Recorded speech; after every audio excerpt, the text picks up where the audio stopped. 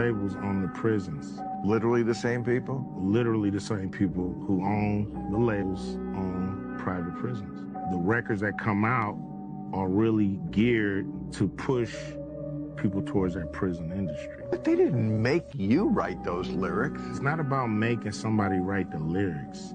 It's about being there as guardrails to make sure certain songs make it through and certain songs don't. Some records are made by committee, meaning record company guys sit around and tell the artists, this is hot, say that, do this. We're gonna have this guy write the lyrics. We're gonna have that. You have, the record company pushing the narrative. Some social engineering going on here to make sure those prisons stay.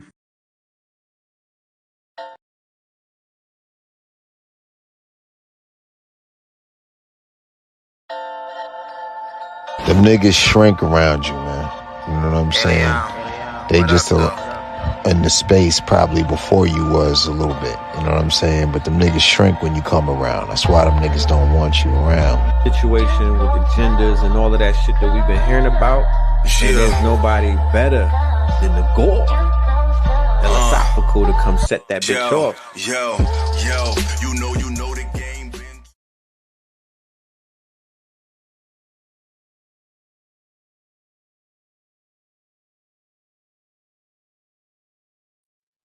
Peace, what's going on, y'all? We back at it, definitely. Come back to y'all with another one, a conversation that I feel like is pertinent right now.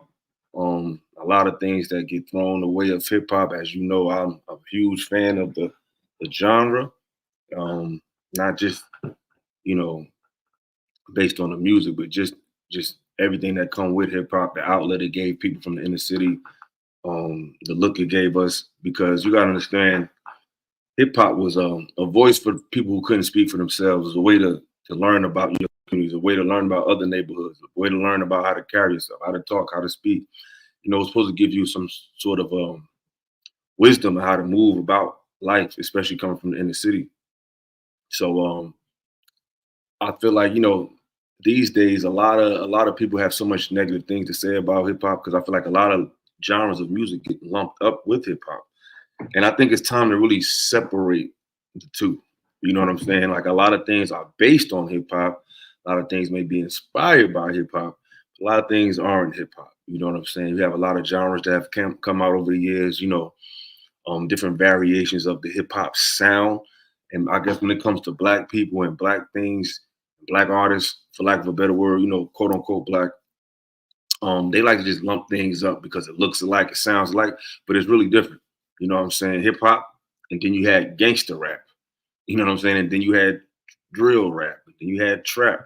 It's like, these are all different genres. You know what I'm saying? They just are inspired by hip hop, but hip hop is not drill, it's not trap, it's not gangster rap. You know what I'm saying? And I really want to make those differences today. And I want to highlight, some clips from the conversation with Dr. Umar. And I want to play some clips early, because there's a difference between an artist that comes from the perspective of a hip hop perspective and just a street perspective. You know what I'm saying? Hip hop is not just street. You know what I mean? It's something that you can do whether you're from the street or not. I think you just have to have a perspective that is inclusive of a different way of looking at things, a communal based perspective, not just what I got, who I'm with, what I'm wearing. I think when people just strictly focus on that, and that can fall into the world of gangster rap or trap or drill. But I think hip hop is a holistic perspective.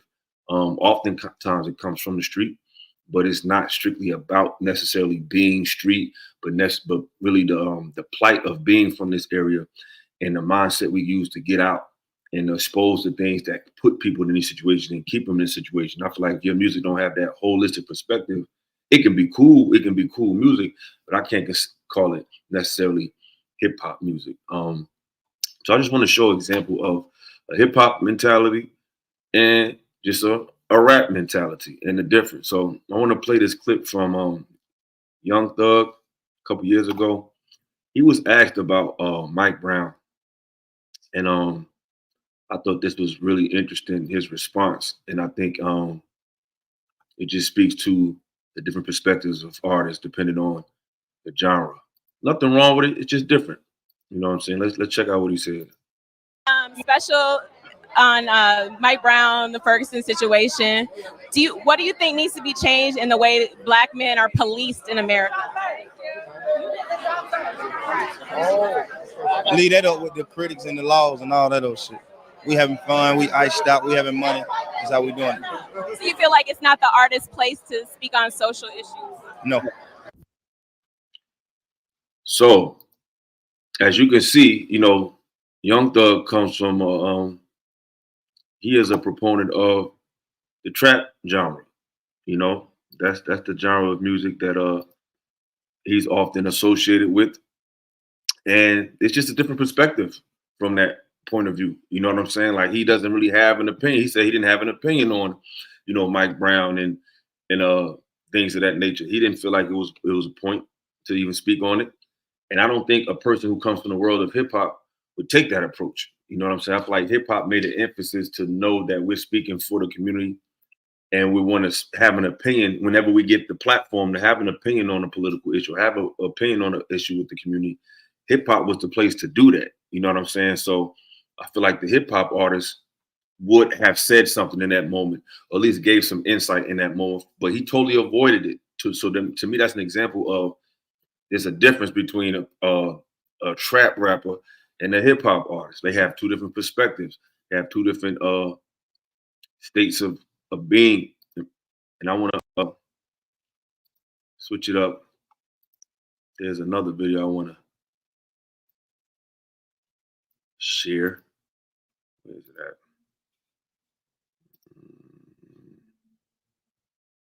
Where the brother Pac was on a show in the 90s, and he was talking about the same type of issues. And let's just hear his perspective and how he would address it as somebody who represents the hip hop genre. Actually, the story that they were talking about is called Soldier Story. And it wasn't about killing cops at all. That's just what the media took, because you know they're gonna take what they want. It was about somebody who was so scared of police brutality that he panicked when they pulled him over. They finally pulled me over and I laughed. Remember Rodney King and I blast on this punk ass. It showed how his life fell apart. Now I got a murder case. At the end of the story, he died. Caught a bullet in my head. The screams never left my mouth. My brother caught a bullet too. But I think he gonna pull through, cause he deserves to. This fast life ain't everything they told you. You never get much older. Follow the tracks of a soldier. But they didn't say that. They didn't talk about none of that. They just took what they wanted. The media generally has portrayed Tupac in basically a negative light. Your song, I Don't Give an F. I start the song out sitting in a paddy wagon and the cops are bragging about beating up another brother. What that shows is what the media on any day is able to show you about anyone's life. And in reality, people live their life on a day-to-day basis. So I feel like my job is to tell a story, the whole story, and I can't censor it. Whatever you say, censor it or making it right, it's still censoring it. You know, we all got to have the knowledge of what's going on, and that's what I'm trying to do. Okay, so you don't advocate cop killing? Not at all. I don't advocate violence in any way. I'm just curious as to whether the song that he was listening to had anything to do with cop killing, or no. I just said I don't write songs about cop killing. But it did have the lyrics don't in six there. of the songs on your album mention cop killing? No. Oh, that's not true. No. All my is songs not talk true. about police brutality and self-defense. Now that's something different. If we're going to talk about police, this man over here is in a really rough area, and he puts his life on the line every day. I got so much respect for him for that, but look, we have to live in the same neighborhoods without bulletproof vests, without backup, without walkie-talkies, without guns, without tear gas, without pepper spray, without batons. So now we have to fix the problem. Pac knew that media is a machine that you either work with it or against it, so he worked with it. These people don't see it every day. No, but what I would like to see is for children in our country to have a better future than what you guys have. And that's not going to happen when he's repressing his generation and his people by saying they have no hope. What do you know about my people? I know a lot about your people. What do you know about my Just because you charity, give money, wipe the guilt away, does not mean you know about the young black man of today's society. What would you say is the answer? Now, it's a huge difference between the two art forms. You know, there's a certain fervor that a true hip hop artist or MC should have when it comes to this game. You know what I'm saying? You don't have to be the deepest. You don't have to quote a lot of scripture, nothing like that. But you definitely got to have a perspective to help get people about their situation and to be able to articulate at least what's going on, if not no other community, your immediate community. You know what I'm saying? So it's like when people just try to say, oh, this is hip hop and that's hip hop. It's like, no, hip hop is a certain perspective that is pushed through your music. You know what I'm saying? I just don't hear that from a lot of people. You know what I'm saying? So recently, you know, the brother Umar Johnson was had a dissertation, nice little back and forth. And he mentioned some things I agree with and some things I don't agree with. You know what I'm saying? And I just want to briefly go over that today. Piggybacking off the conversation I had with Lucky, shout out to her. And we didn't really get through the whole conversation, but I'm going to get into it today. Let's get to it. Let's get to it.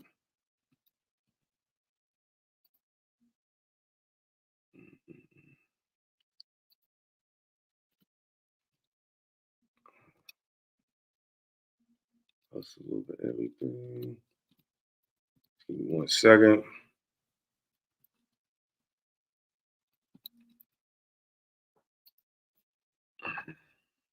Here we go.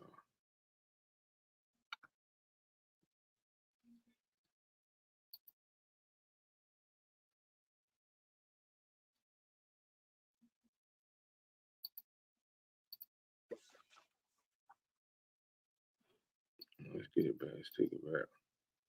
All right. We're going to add it to the stage. Yeah. Letting them windows open, man. All type of stuff be flying up in here. All right. Let's get to it. America benefit from 50 years of hip hop, and don't give me individual rappers. That's called tokenism and bourgeoisie. I won't give I won't give you tokenism. I will give you benefited as a people from hip hop. Advancements in fashion. How? Fashion? That's no, nothing. I can't let you have that. That one I can't let you have. We don't control fashion. Anyone that's able to make money, any black person that's able to make a living in an industry, bro.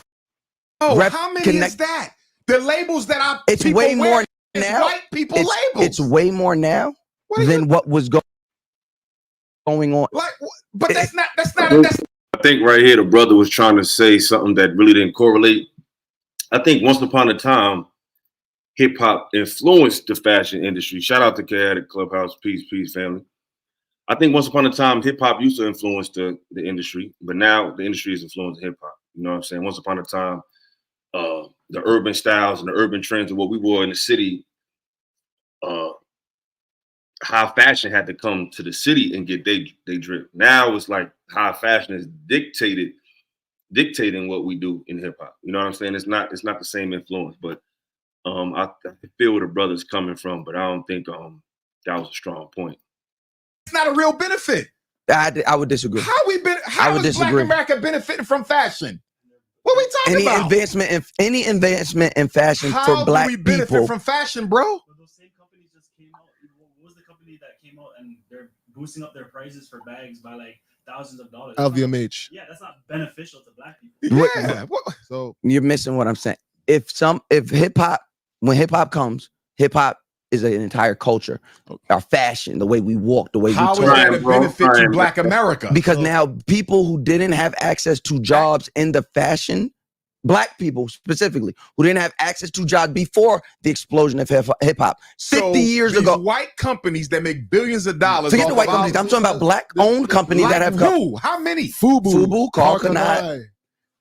I'm getting out of here. What? the fuck wearing Fubu and Carcanine? You said it fit. You're moving the goal. You're moving the goalpost. You're moving the goalpost. You said in 50 years. Oh, come on. You said in 50 years. You're reaching, bro. You're reaching. That's not true, though. That is a reach. What? You said in 50 years. 50 years. What has transpired? This ninja went back to the late 80s. No. This is crazy. No. Yes, it is. Yes, it is.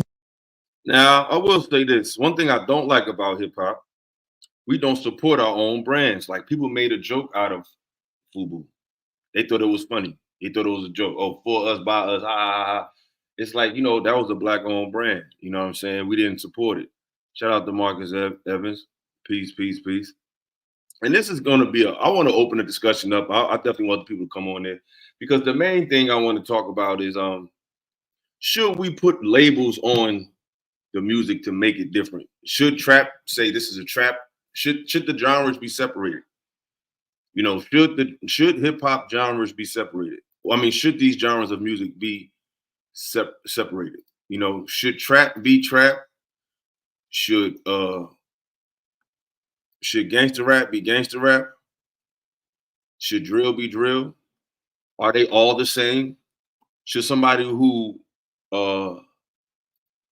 made a drill album, should they get awarded for the best hip hop album? You know what I'm saying? Does that really make sense? You know, does that really make sense to compare the two? You know, is that fair? You know, I feel like people are living off of the house that hip hop built. And then I hear a lot of people who from these other genres, a lot of times they got negative stuff to say about hip hop. When it's like, yo, you are living off of hip hop built an expectation for urban artists.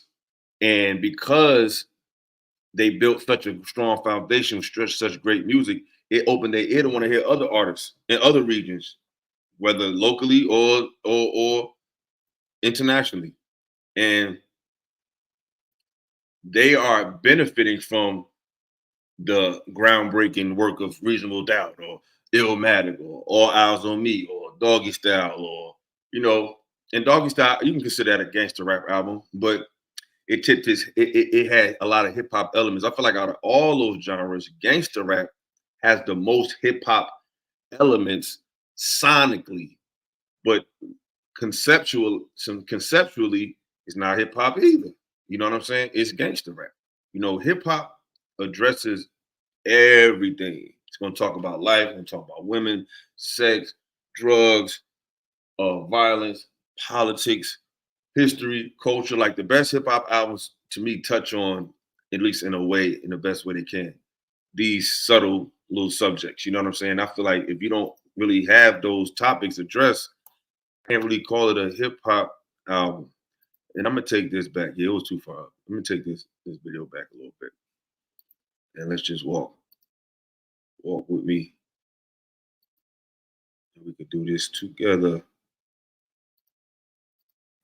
Outside of economic advancement, what was the economic advancement of Black America because of it's the biggest export. Everybody in the Black community. Oh, you know what? This is the wrong one. I need the full length one. This is a little short. There's the whole video. Where's the whole one? All right. This is it. Yeah, here we go. Let's go. Because I think he made some points, but some things I don't agree. Hey, boss.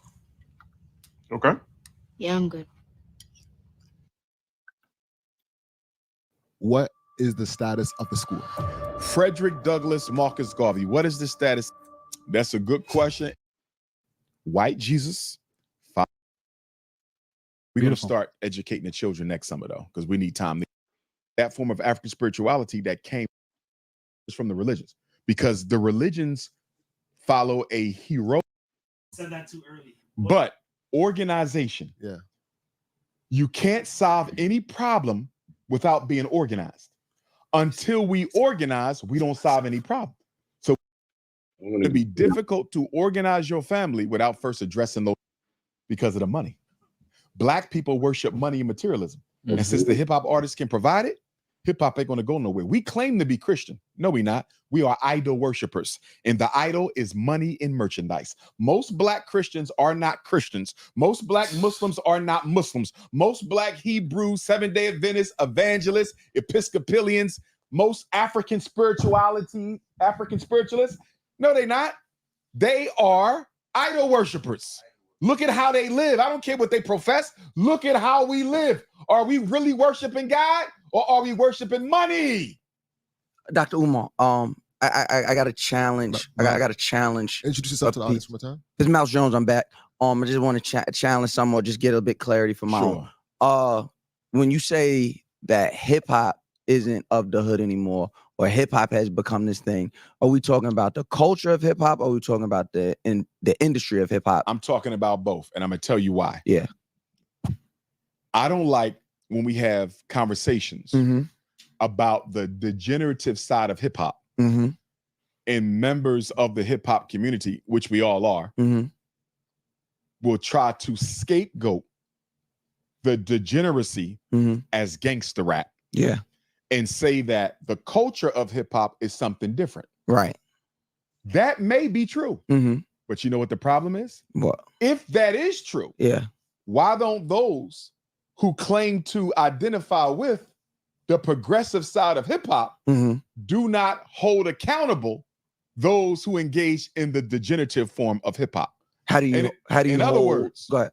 Take the BET Awards. And of course, BET owned by white folks. We understand, right? But guess what?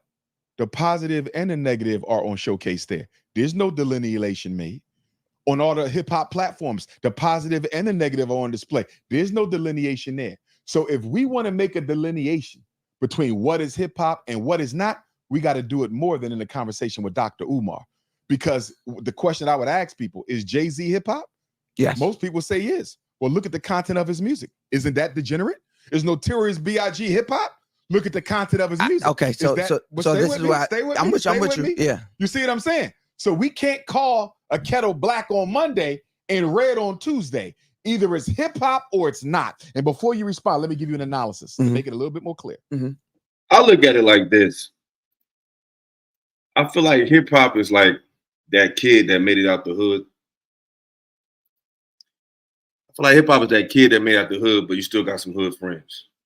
Like, you know what I'm saying? I feel like trap, drill, and gangster rap is like your friends. It's like the friends of hip hop. Hip hop are friends with drill, friends with trap. They have a commonality. They share a common bond. They come from the same place. But as far as just because they my friends don't mean I live the same way they live. I got friends that might do something, that might play in the street. I got friends that might do something else, but that don't mean them. We just come from the same area, so we relate. But that don't mean we're the same person. I feel like drill, trap, and gangster rap are like friends of hip hop. You know what I'm saying? It's like an ally of hip hop. It's relatable to it, but it's not. It doesn't have the full holistic message. You know what I'm saying? But I think Reaper Rails was going on. I feel like hip hop take the blow of other genres. You know what I'm saying? While at the same time, those other genres doesn't really get back to hip hop, because he brought up Jay-Z, and I was a big Nas fan. I used to get a lot of arguments back in the day over Jay and Nas all the time. And I noticed that Jay proved by his actions last year that he's really a guest in hip hop for real, because it's like, yeah, he gets the money off of hip hop. He like what it do for him, but when it was time to get back to the culture, when it was the 50th anniversary, homie ain't pop out. He ain't do nothing. You know what I'm saying? Nas was everywhere. You know, a couple rappers was pushing for the, the culture, the good music. So it's like, people who care about hip hop, you're gonna see how they move. You know what I'm saying? People who care about the money of hip hop, that's to me, that's the trap mentality. That's the gangster rap mentality. It's about that perspective when people say, "Oh, I ain't a rapper. I'm a hustler. Just rapping my hustle." That whole perspective, that's not a hip hop perspective to me. You know what I'm saying? Like, I think people who take that approach, who just look at rappers just to come up with some money, I don't think they really take the music serious, and oftentimes they don't really have a message in music either. And that's not necessarily hip hop to me. It just gets the credit for it. But let's go back to what he's saying.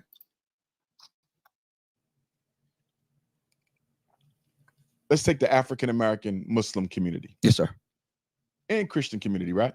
There's brothers who go to the masjid for Juma on Friday. And the outside wilding.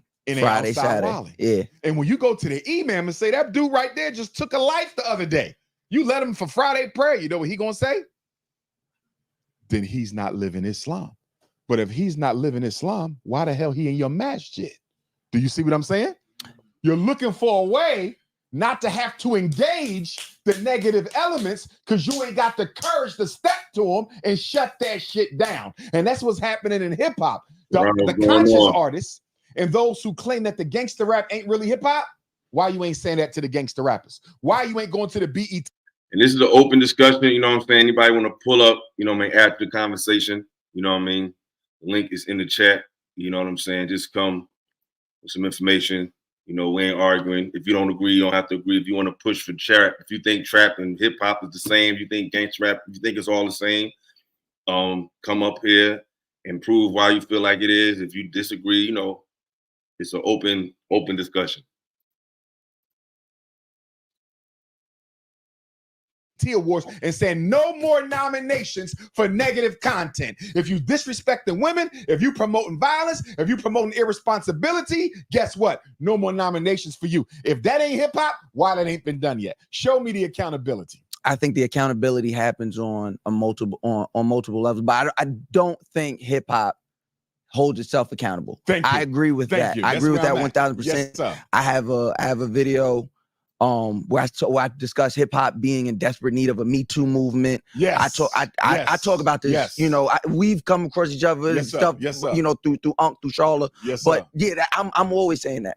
I think my problem is that when we sit as black people or members of black people as members of the hip hop community, we can't allow outsiders, we can't allow people, and sometimes it's black people that are outsiders too. Okay. Not every black person is a participant or lives the hip hop culture. You may be a black person, but the hip hop culture you may not subscribe to, right? So just because you're black, I don't look at you for that, right? I need to know that you partake in the hip hop culture, that you subscribe to the hip hop culture, to have such not talking about you. I got you. I'm saying when we're looking at that, basically. So to say that, I say the degeneracy, saying that is a part of hip hop, I don't know if it is. I know it's a crime.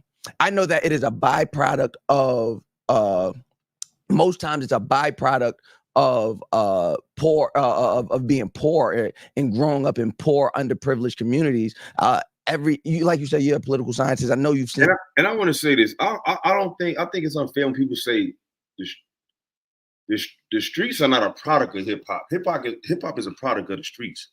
The violence and the degeneracy in our community is not a product of hip hop. It's a product of the streets. It's just that the streets have been the sole focus in this music for too long. That's the problem. The streets is the streets. The streets existed before hip hop, and it's going to exist after hip hop. Crime exists before hip hop. It's going to be existed after. Just that hip hop was one of the first genres to vocalize these scenarios in the inner city.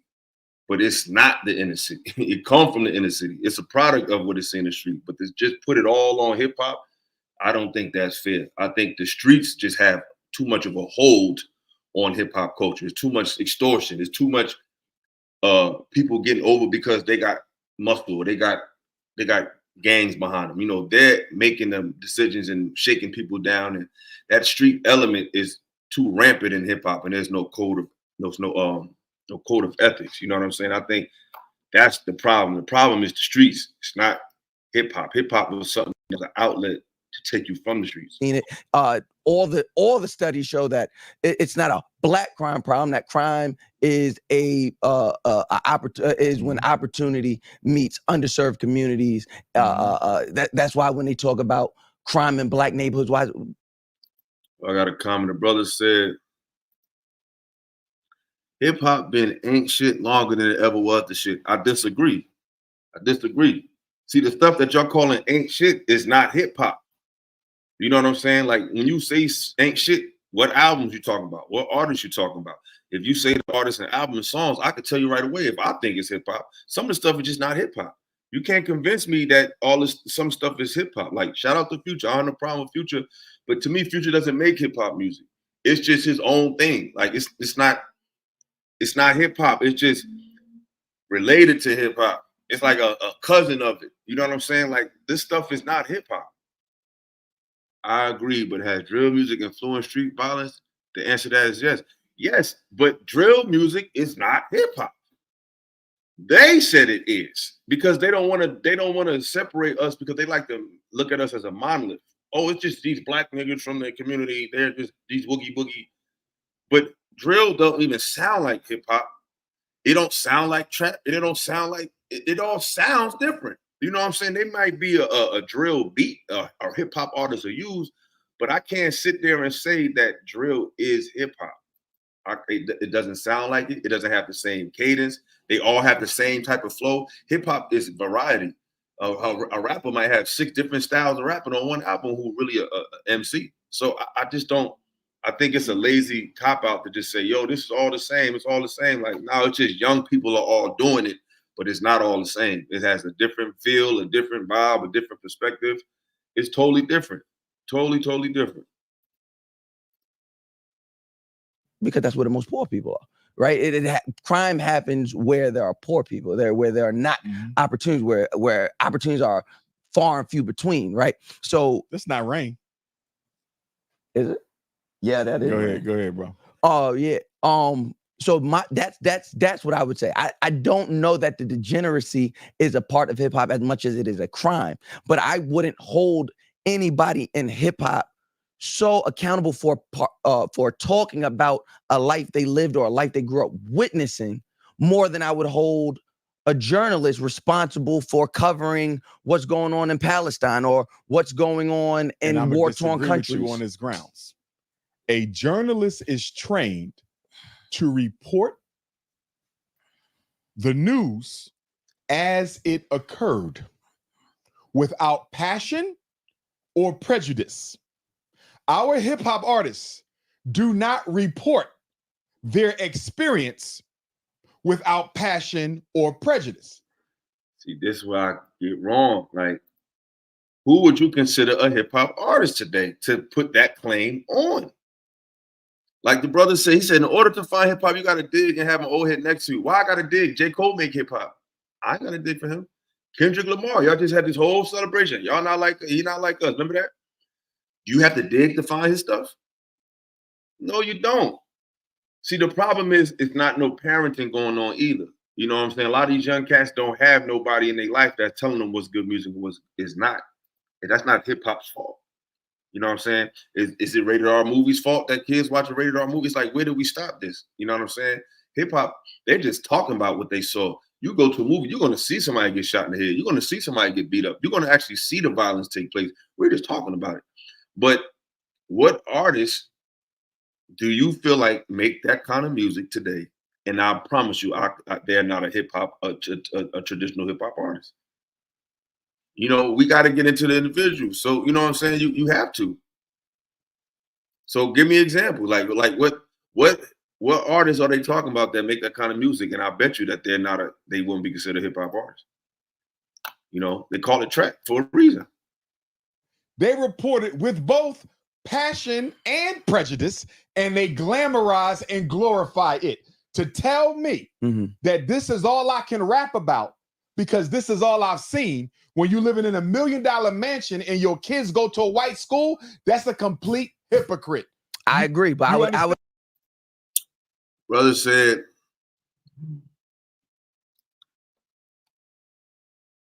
Brownsville said, shout out to Browns. He said, if that's the case, then has hip hop artists influence done enough to separate hip hop from drill? No, I will agree with that. No, because they've made it taboo to speak up for real stuff. I mean, they haven't. I feel like some people separate themselves by not working with those type of artists or not making that type of music. You know what I'm saying? But hip hop artists who really do the music, they'll tell you that they don't do that. But it's the thing, why they have to say that they don't separate themselves from it when it's something, it's all music. So if it's all music, it's all music. So if I make rap, if I make hip hop, I don't have to tell you I'm different from country music because it's different based just on the title alone. They call it drill music. That's what they call it. They call it trap music. That's what they call it. And they call this gangster rap. And then they call this other thing hip hop. So if they're calling themselves something different, they're telling you that it's different. It's the user, the consumer that doesn't know the difference because they're going to mainstream culture to figure it out. But that's up to whoever in your home. But it's not the same. Right? You got reggae, you got dancehall. They not the same. You got Afro beats. But for some reason, everybody wanted to see hip hop is so big and it made such an impact on the world that everybody wants to lean off the prestige of it, but they don't want to contribute to it sonically. And that's just the problem. Like everything that these cats making is not hip hop, man. I would ask who still does that. Who still does that? Like perfect example. You brought up who are the top 10 hip hop artists currently rapping right now? What is the content of their music? I would challenge that most of them are not rap today. Or are you talking about all time? Right now. Yeah, I would challenge that all 10 of them are probably not talking about anything hood because that's not the. Brother said, hold up. See, I wonder why you understand all the John about. I mean, it don't matter what they know. It's about what we know. You know what I'm saying? That's nothing. We always comparing the two. But ironically, they do know. It's one thing I've noticed. I don't know what's going on in the white community, in America and abroad, but there's some type of funk renaissance where they're like kind of revitalizing our old sounds like 80s funk and, you know, that 70s, 80s R&B. It's a lot of artists trying to revitalize that sound while we're trying to get into this weird emo rap type of vibe. So you'll be surprised how many other cultures of people know the difference, because a lot of classic hip hop artists, they touring all year overseas. It's over here where they got the problem. So they do know the difference. You'll be surprised. The most prevalent music right now. Yeah. Right. Who? All right. So we're talking about trap. I got this. You got Travis Scott. What's his content? We don't know what he's saying, but he's not talking about hood shit. He might be at most talking about like illicit drug use, but that's what he does. But that's part of it. He's the top 10 though. He said top 10. What gangster rappers are top 10? That's not what he said. He didn't ask for that caveat. Deal with both. He said both. Let's deal with the top 10. And so if there's top 10, that's the top 10. Those are the people that are on. Biggest. Yeah, those are the biggest artists, and those are the people that are selling to the mass audience. I would say Travis Scott. He ain't rapping about that. Maybe Kendrick, but he has balance. Okay. Drake. We all know when he talks that gangster shit, he's cosplaying. But yeah, but he talked the gangster shit. He does. He has some of that. Who else? Who would be up there? Then Future. Future. Future talked the gangster shit. Future talks the gangster shit. Who then 21 Savage talks the gangster shit. I wouldn't say he's top 10. Yeah, I would consider him top 10. Right now, he's top 10 for sure. Okay, boom. He's talking that gangster shit. J. Cole. He's not talking that gangster shit at all. Right, I'll give Jay a pass. Lil Uzi? No. Boss Man D-Lo, Sexy Red. I don't think most of the country knows who Boss Man D-Lo is. Here's Sexy Red. I don't think most. But you know what? Here's my rebuttal, and this is why I disagree. You can't pick and choose what you want to consider and not consider hip hop when it's all done under that umbrella and nothing publicly is being done to differentiate. I think the umbrella is blackness, not hip hop. He in my mosque praying. Mm-hmm. He on the street. And he has a point, because I think one thing about black people, we want to be cool with everybody, especially our own people. We don't want to offend nobody. We don't want to say, nah, bro, that ain't good. Nah, sis, that ain't cool. We don't want to do that because we want to be included and we want to be down. We want to feel like everybody mess with us. And it's like, at the end of the day, I think there should be more people saying, listen, I love you, but that ain't it. But a lot of people are not built for that. You know what I'm saying? Like, it's a lot of things in the community, black people's community, period, that we shouldn't even acknowledge as being a part of our community. But when it comes to that gangster rap shit, like, they definitely don't say nothing. And I think we should. But everybody wants to be included. Nobody wants to be viewed as a hater. Now, if a lot of people went out and said, hey, that's not, I remember Nas years ago, he called out a bunch of rappers and said, yo, this is garbage. This ain't hip hop. This ain't what we need to be making. Like, I remember him doing that on Hot 97. And people was like, oh, Nas a hater. Nas don't care, you know. So people have done it, but the backlash be crazy because, you know, a lot of us want to be down. And I feel like we lost a generation that understood not just hip hop music, but all old black genres of music, and just that cultural connection. I think there's been a disconnect of our greatness, our great cultures and great musics, and our legacy of art has kind of been unappreciated by, I think, the younger generation. They don't really care about that. Brownsville said you can't have it both ways though. As long as drill rappers like Dirt continue to win hip hop awards on a mainstream level, you'll never be able to successfully delineate the genre. I mean, that's true. It's big, but we're not in control of these labels. You know what I'm saying? They always just lump us all in the category. But we got our own outlets, you know, like we had the Source Awards. You know what I'm saying? What happened to that? You know, Benzino called out Eminem And the whole hip hop community turned this back on the source. You know what I'm saying? So that's gone. So, but you have a point. I can't deny that. But it is a difference though. Street killing, but when you come to me and ask me to hold him accountable, oh, he's not a good Muslim. But he's in your mosque though. So you saying that ain't really hip hop, but they all at the BET Awards though. They all at the concerts. They all at the which is there to celebrate the work, not the human. Yeah, he lost me with that. But this is the thing people got to realize. There's a concerted effort to confuse everybody. They don't want, they're trying to rebrand hip hop to make it this degenerate thing.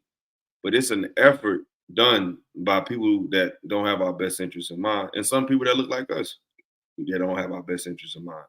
But just because they call it that, don't mean it. That's like saying gang culture is black culture. You know what I mean? Stripper culture is black culture. Like, we know that's not it. But why can't we make that difference with the music, you know? Especially a genre that kind of started off sparking the minds of young people to be great and to go against the stereotypical life that they want for us. Like, it started there. You know what I'm saying? I don't think we could just throw the baby out with the bathwater. But you see what you're doing? I'm just talking about I'm talking about the atmosphere. Yeah, but the you're picking and choosing, bro. When is hip hop going to put some structure to the shit? Let me give you an example. We're in agreement. Let me give you an example. Yeah. Just like on the CDs, you know how they used to put parental advisory explicit lyrics? Yes. There needs to be they still do that. That's it, right. But there needs to be a stamp that says this is not hip hop. You see what I'm saying? And let me tell you why hip hop doesn't hold gangster rap accountable. Because they the ones making the damn money. And nobody want to get cut out of being particularly included in on that. Why nobody rebuked the NWA? Because look what they were selling. Nobody never stepped to Big or Jay or any of the artists who was into the gangster shit because they sell. Nobody want to be on the wrong side of making money. Money came first. It's the same reason why hip. Now, I think it's money, but I think it's more than just money. I think that gangsterism has become over celebrated in the black community. So I don't think it's really they want to go against because they're going against the bag, and there's truth to that. But I think a lot of people think it's just cool to allow the drug dealer energy to take over. I think a lot of people are just scared to go against that lifestyle. No one wants to look like they're a snitch, or they look like they the police, or look like they corny, So I think more so than a money thing, people just don't want to look awkward. And unfortunately, in the black community, we've made criminality the rite of passage for young black brothers when it comes to that. Pop was sold out to the white industry immediately because everybody cared about the money. Right. When we were selling hip hop out of our trunk and everybody was having fun, that's where it should have stayed. But niggas got thirsty for being rich and famous, and they sold it out like every other part of our culture got sold out. Music, dance, jazz, hip hop ain't the only thing. Yeah. But I'm just showing it's just the most vocal and easy. The only challenge I have, y'all can't be picking and choosing. When that you is say so big, disingenuous because y'all don't make no distinctions nowhere else. When you say Big died at 24. We don't know where he would have. I agree, but you still got to take at the material. I'm a big fan. I know that. I'm just saying. But our greatest artists. There you go. We specifically when we talk about Jay. Jay is not rapping about. He's not rapping about being losing 92 bricks no more. He's rapping about art and wishing he would have made better choices. He's on his way to 60 now. But I'm his saying first four albums was about what? That was his access. That's where he was. If we're going to give them the room to grow. But here we go. We're going back to the journalist argument. They're not. Now, let me say this about Mr. Jay-Z. I'm a big Nas guy. My issue with Jay-Z is this. And not just Jay-Z, but a lot of rappers. When you have the ball in your court, when you the hottest dude, you the hottest rapper, the lines is open. Y'all want to come and join in the conversation? It's open. Oh, my boy done pulled up. Hold on. We got a guest in the building. Let's put my boy up. Give him his proper introduction. I would consider So Solid a hybrid hip hop / gangster rapper. I would give him a hybrid / no, I'm gonna give him a hip hop. I'm gonna say So Solid's a hip hop artist. I think he's a hip hop artist. Let's give my man his proper applause. Welcome to the stage, my boy, So Solid. Happy to have you, beloved. What's going on? What's going on? What's happening? What's going on, Illa, man? I appreciate that introduction, Pimpin. Of course, of course, of course. So, brother, do you feel that there should be a category for hip hop, drill, gangster rap, and trap? Why or why not? Hey, well, first off, man, before I get into that, Illa, I'm really appreciative of this topic because it's, I swear, bro, like you, Ricky, and somebody else be coming up with topics and doing lives around what I be thinking about already. And it just like, I don't know, that should just be tying in. I don't know if you've noticed, but I ain't been on IG lately promoting my music. I ain't fucking around with it no more like that. And I've been having strong feelings about hip hop, you know what I'm saying, and all that shit like that. And then boom, you come and do this live about the misrepresentation of hip hop. So I was like, I had to hop up to, you know what I'm saying, give my spiel, because I don't really get on social media and talk about my thoughts and shit like that much. But I said, Illa up here, man, let me do that shit real quick. So before I got into that, I just wanted to give you that little, disclaimer. Okay. I ain't fucking around no more because I'm 39 years old. You know what I'm saying? And I don't feel like you can have an age limit on rap, but I do feel like the shit that you need to be rapping about need to match what's going on with your life and, you know what I'm saying, what's in your thoughts these days. And honestly, you got a part to play in that decision, man, because some of your lies about, the hip hop and all the stuff that you was doing earlier, you know what I'm saying, I'll be listening. And I mean, shit, if I can be transparent, I think I'm guilty of that shit that we look down upon in rap. You know what I'm saying? And the gangster rap element of hip hop. That shit is misrepresented, man. Like what I grew up on, pink cookies in a plastic bag. You know what I'm saying? Mama gonna knock you out. Like all that shit I grew up on, it ain't that these days, man. It just ain't. And I've gotten suckered into it, my damn self. You feel me? Trying to make a name for myself in the space or whatever, and just trying to, draw people in. I didn't done shit. You seen some of my videos. I got bitches and I got females. Sorry, excuse me. I got females up in there shaking ass. I only got one video like that, but I didn't really want to do it when I did it. But it was just like, I felt like I had to get some type of traction in the space. And I feel like a lot of people is falling victim to that. And that's why I think, and I'm responding to that, Brownsville. I'm gonna put it on the screen again. But that's why anybody know me rapping, I always told how I felt in rap. Like I never rap, always rap real. Like I always said real shit. Like I never just said because I felt like rapping about the streets is what ages you. Rapping about what you really feel in real life, that'll keep you young because you can rap about yourself forever. But you got a small window to rap about the streets. You got a small window to talk about being a player. You got a small window to talk all this wild shit. But being real, dealing with life, dealing with relationships, dealing with culture, dealing with just life, you can rap about that forever. And I think the problem is we think keeping us young is rapping about the bullshit when that's actually aging us.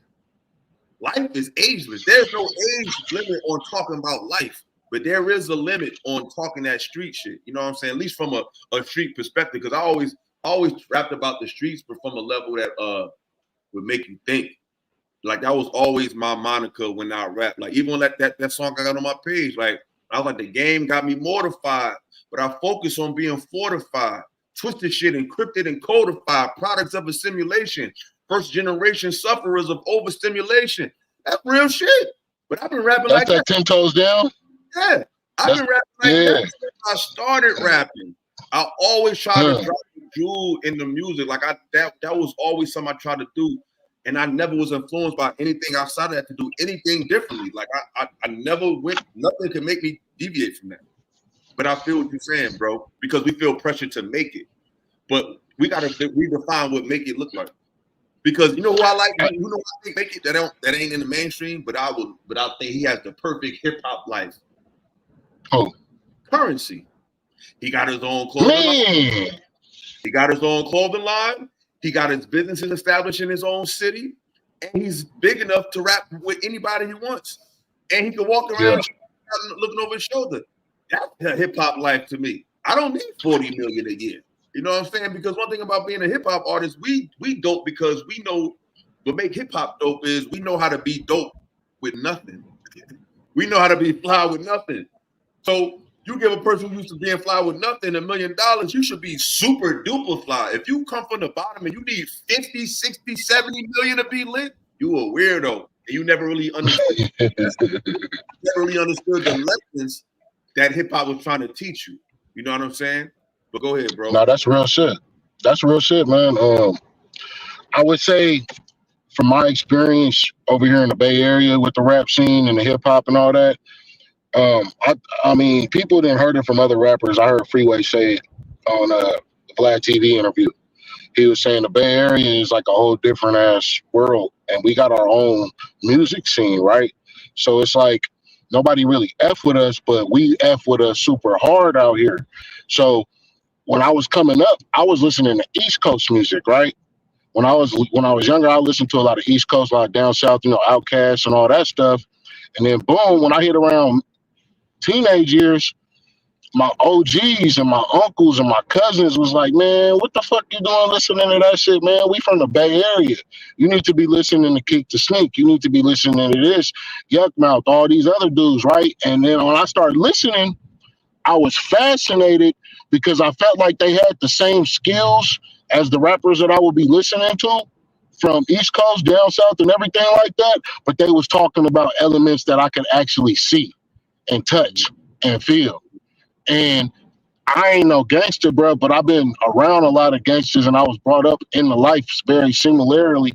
And that shit just enticed the fuck out of me. And I think that's the problem. I think that's a problem that coincides with the misrepresentation of hip hop is it's so popular, it's so catchy, it's so fascinating that before you know it, you sunk into a world that you ain't even really that you really don't even agree with at your core. But it's so like it's like a drug, bro. And now that I'm 39 and I told you I was stopping, I don't want to keep rapping about the same shit and like, perpetuating the madness, but I'm still in love with it, bro. And that's sad to me. You know what I'm saying? Like there's something wrong with us. Like that's how I be feeling like come on, man, like you can't shake this shit.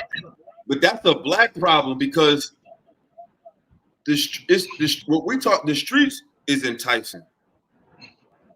Period. It's just that hip hop comes from the street, so it's associated with it, but it's not. It's not defined by the streets. It's from the streets. Drill music, trap music, and gangster rap is defined by the streets.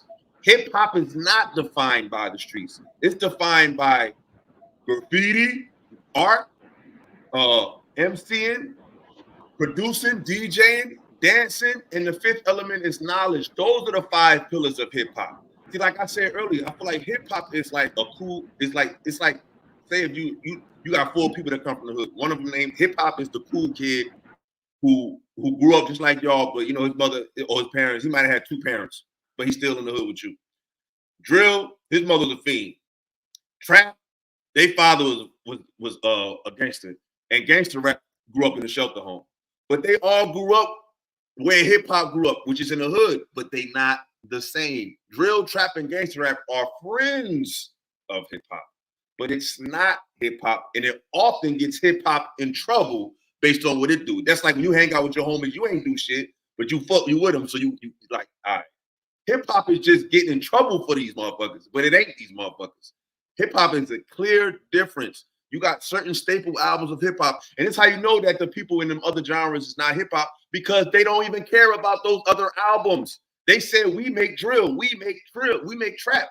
If they said that's what they make, They need to stop trying to benefit off of the house that hip hop built. Make your trap awards, make your drill awards, and see how long you get. They know they're not gonna get far because hip hop's legacy is strong. It's already cemented. So they gotta get a jump start off of hip hop to start their own shit, and then they end up shitting on hip hop when they get on. I don't like that, and it's happening a lot.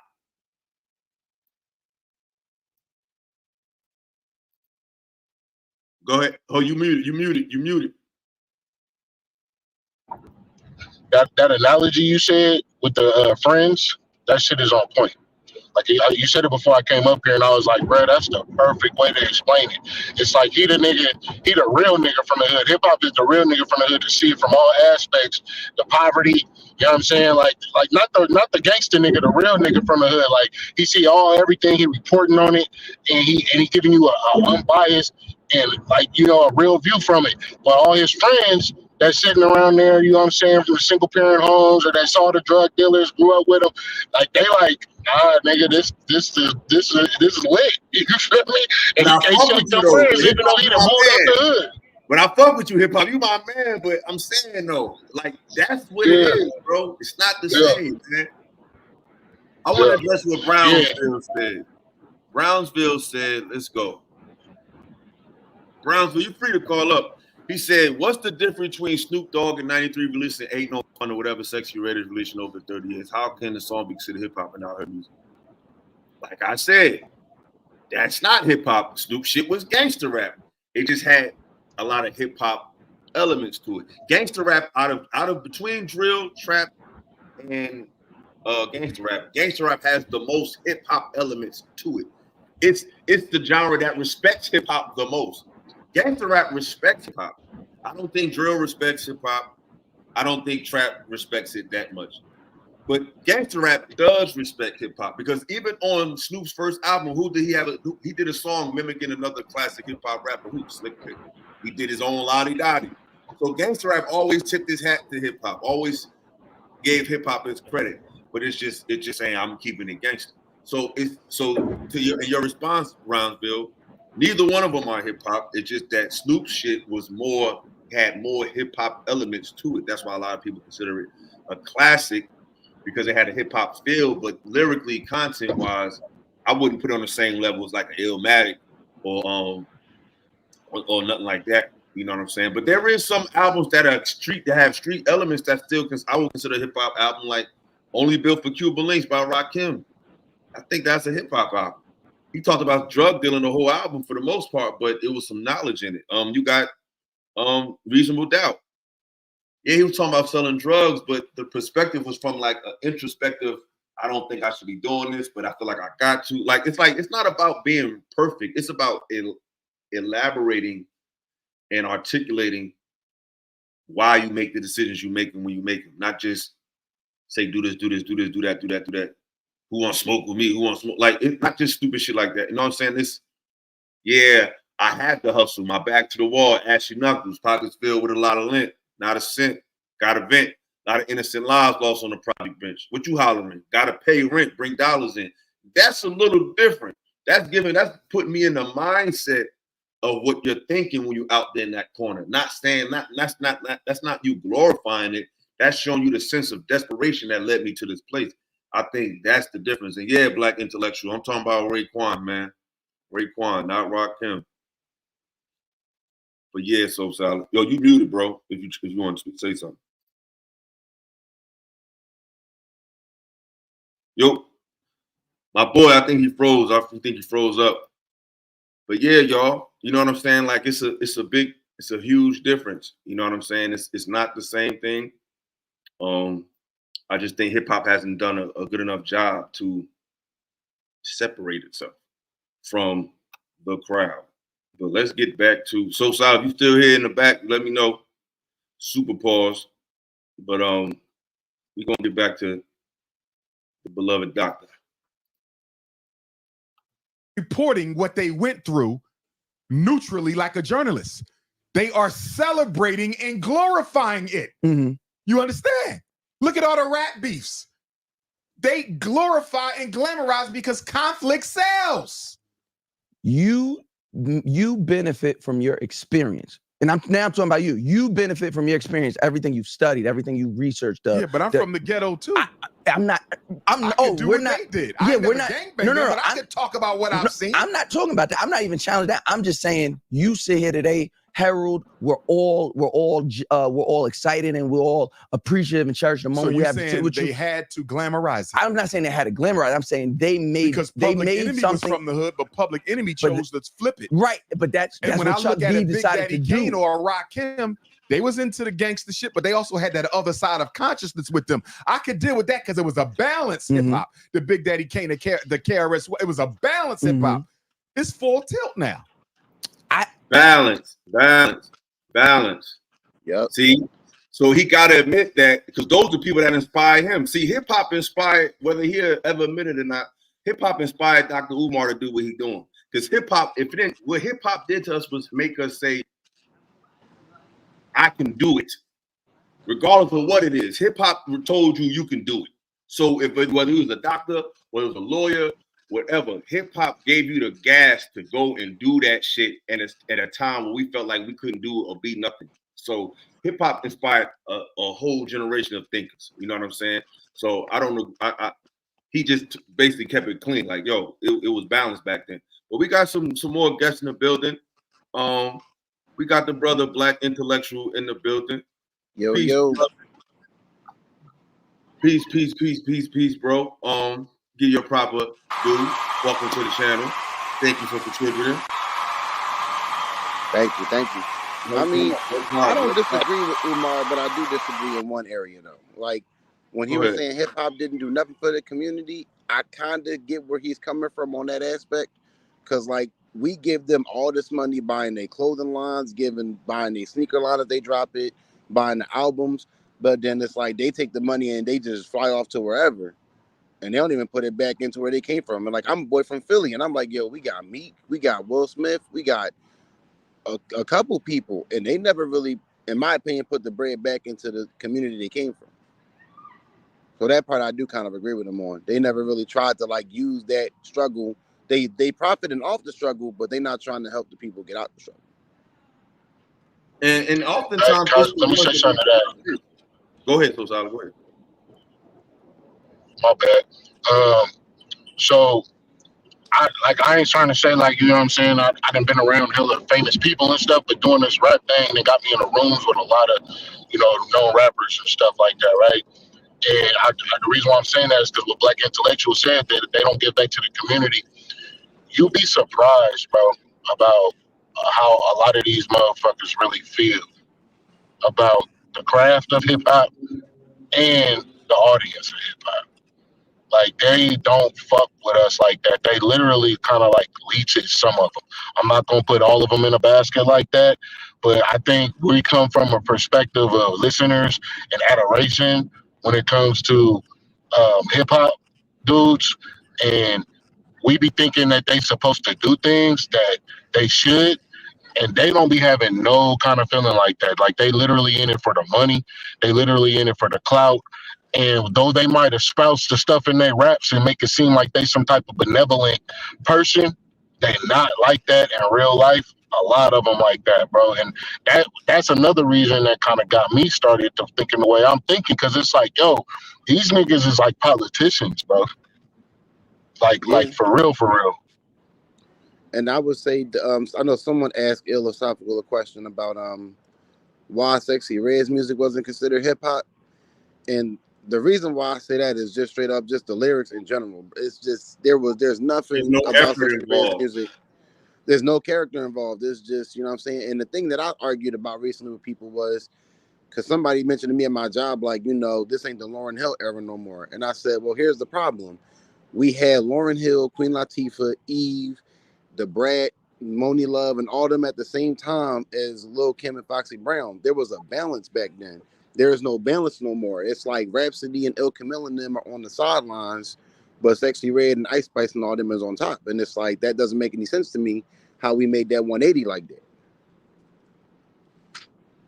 I mean, because like I said, Brownsville, if you're listening, Snoop's album, there was an effort. There was some type of articulation there. Sexy Red, there is no effort, there is no perspective. There's no nothing. Snoop at least has some stories, you know. Murder was the case, you know. I look up at the sky, my mind starts tripping, a tear drops my eye. Like at least he has some type of introspection. Hey, I'm dealing with this. I don't know what to do. I really want to. There is none of that on Sexy Red. That's what I'm saying. We gotta be a little more. We gotta go to the purpose and really get into these albums and really get into the mind of these artists. Like I said, Snoop made a gangster rap album, but it had a lot of hip hop elements. I don't see any hip hop elements of these current artists. Like only thing hip hop about them is that they're actually, I guess you could call it, they're rapping. I guess they got a beat and they putting words to it. That's the only real element they got. I guess, but I can't call it hip hop. Like look at Eve. Can you compare Sexy Red to Eve? When she made a song like Love Is Blind, and it'll take over your mind. What you think is love, but truly not. She was dropping jewels. Like that's hip hop. It's the difference. It's just we lazy and we have a cultural problem as a people. So it's gonna affect everything we do. It's people giving bad reviews on black-owned restaurants, black-owned business, black relationships, like anything with us on it gonna have a asterisk next to it. Yep. Because we have a problem that is manifesting itself in many ways. You can have bad nutrition. It can show up in your body 10 different ways, but it's one problem. So we're malnourished as a people, mentally and culturally. So it's going to affect everything we're a part of, from education to music. But hip hop, trap, drill, it ain't the goddamn same. I'm sorry. Go ahead, anybody. Go ahead. I've argued that there wasn't a difference between, because I was like, trap music, that just sounds like something you play in the club. Gangster music is something you drop down the block listening to when you want that type of time. And hip hop is something that's just your lifestyle. Like, and to me, it's like, you can't sit here. I like, even back in the day when hip hop had more of a more like conscious people involved, it still had a negative connotation against it. Even when Fight the Power and Self-Destruction and Unity got dropped, it still had a negative connotation against it, even at that time. So now it just kind of seemed like we just accepted it and we just go full steam into it. Well, I was gonna give you an example of somebody that Illa was just speaking about. That's new school that kind of did the same thing that Snoop do, and I would include it as hip hop. And the young kids was in love with him, King Von. The young kids was in love with King Von, bro. And that dude, I didn't want to listen to none of his stuff at first because of all the messages that he was sending. But dude, you can't deny he didn't have no lyrical talent. You know what I'm saying? He did have lyrical talent. He did have elements of hip hop, but I would consider what he did was drill. Absolutely. You see what I'm saying? Exactly. So it's like, it's hard to pick apart these topics with drill and trap and hip hop, because like Illa said, a lot of trap and drill got elements of hip hop in it, but it's not hip hop. And if you're not like a savant, or if you're not like somebody that's into this stuff for real and can spot the differences and everything, you're just gonna lump it in with hip hop. And I think that's a huge problem. You know what I'm saying? Like, because it's hurting the people who really put it down and really put hip hop in a good light. What about them? They whole legacy just gets thrown away. The Rock, the Big Daddy Kane, the LLs, the Run DMCs, the Tupac. You know what I'm saying? It's like, how we just gonna throw all that shit away because somebody want to talk? Because people just want to do all this goofy ass, dumb, unintelligent music, and we just calling it hip hop. Like that ain't got nothing to do with that shit, bro. Like, but that's black culture. We always got to let one person ruin the whole thing and just throw the whole thing out. And I blame us for that though, Illa. I blame the listeners, man, because it's like, yo, you got people out here that's giving you real content. They giving you double entendres, metaphors, and they putting together real 16s that's thought provoking. Like, you got to rewind that shit and listen to it again because you didn't catch it the first time. But they getting the short end of the stick and put it at the bottom of the pile by hip hop, so-called hip hop lovers. You know what I'm saying? And it's like, yo, you rather listen to this? And that's another reason why it was like I pulled up, because it's like, yo, I'm not trying to be too my own and shit, bro, but I feel like I'm lyrically up there, man. Like, I feel like people don't even really be listening to my shit because they brains ain't even elevated, because some of the shit I be saying, I feel like go over people's head.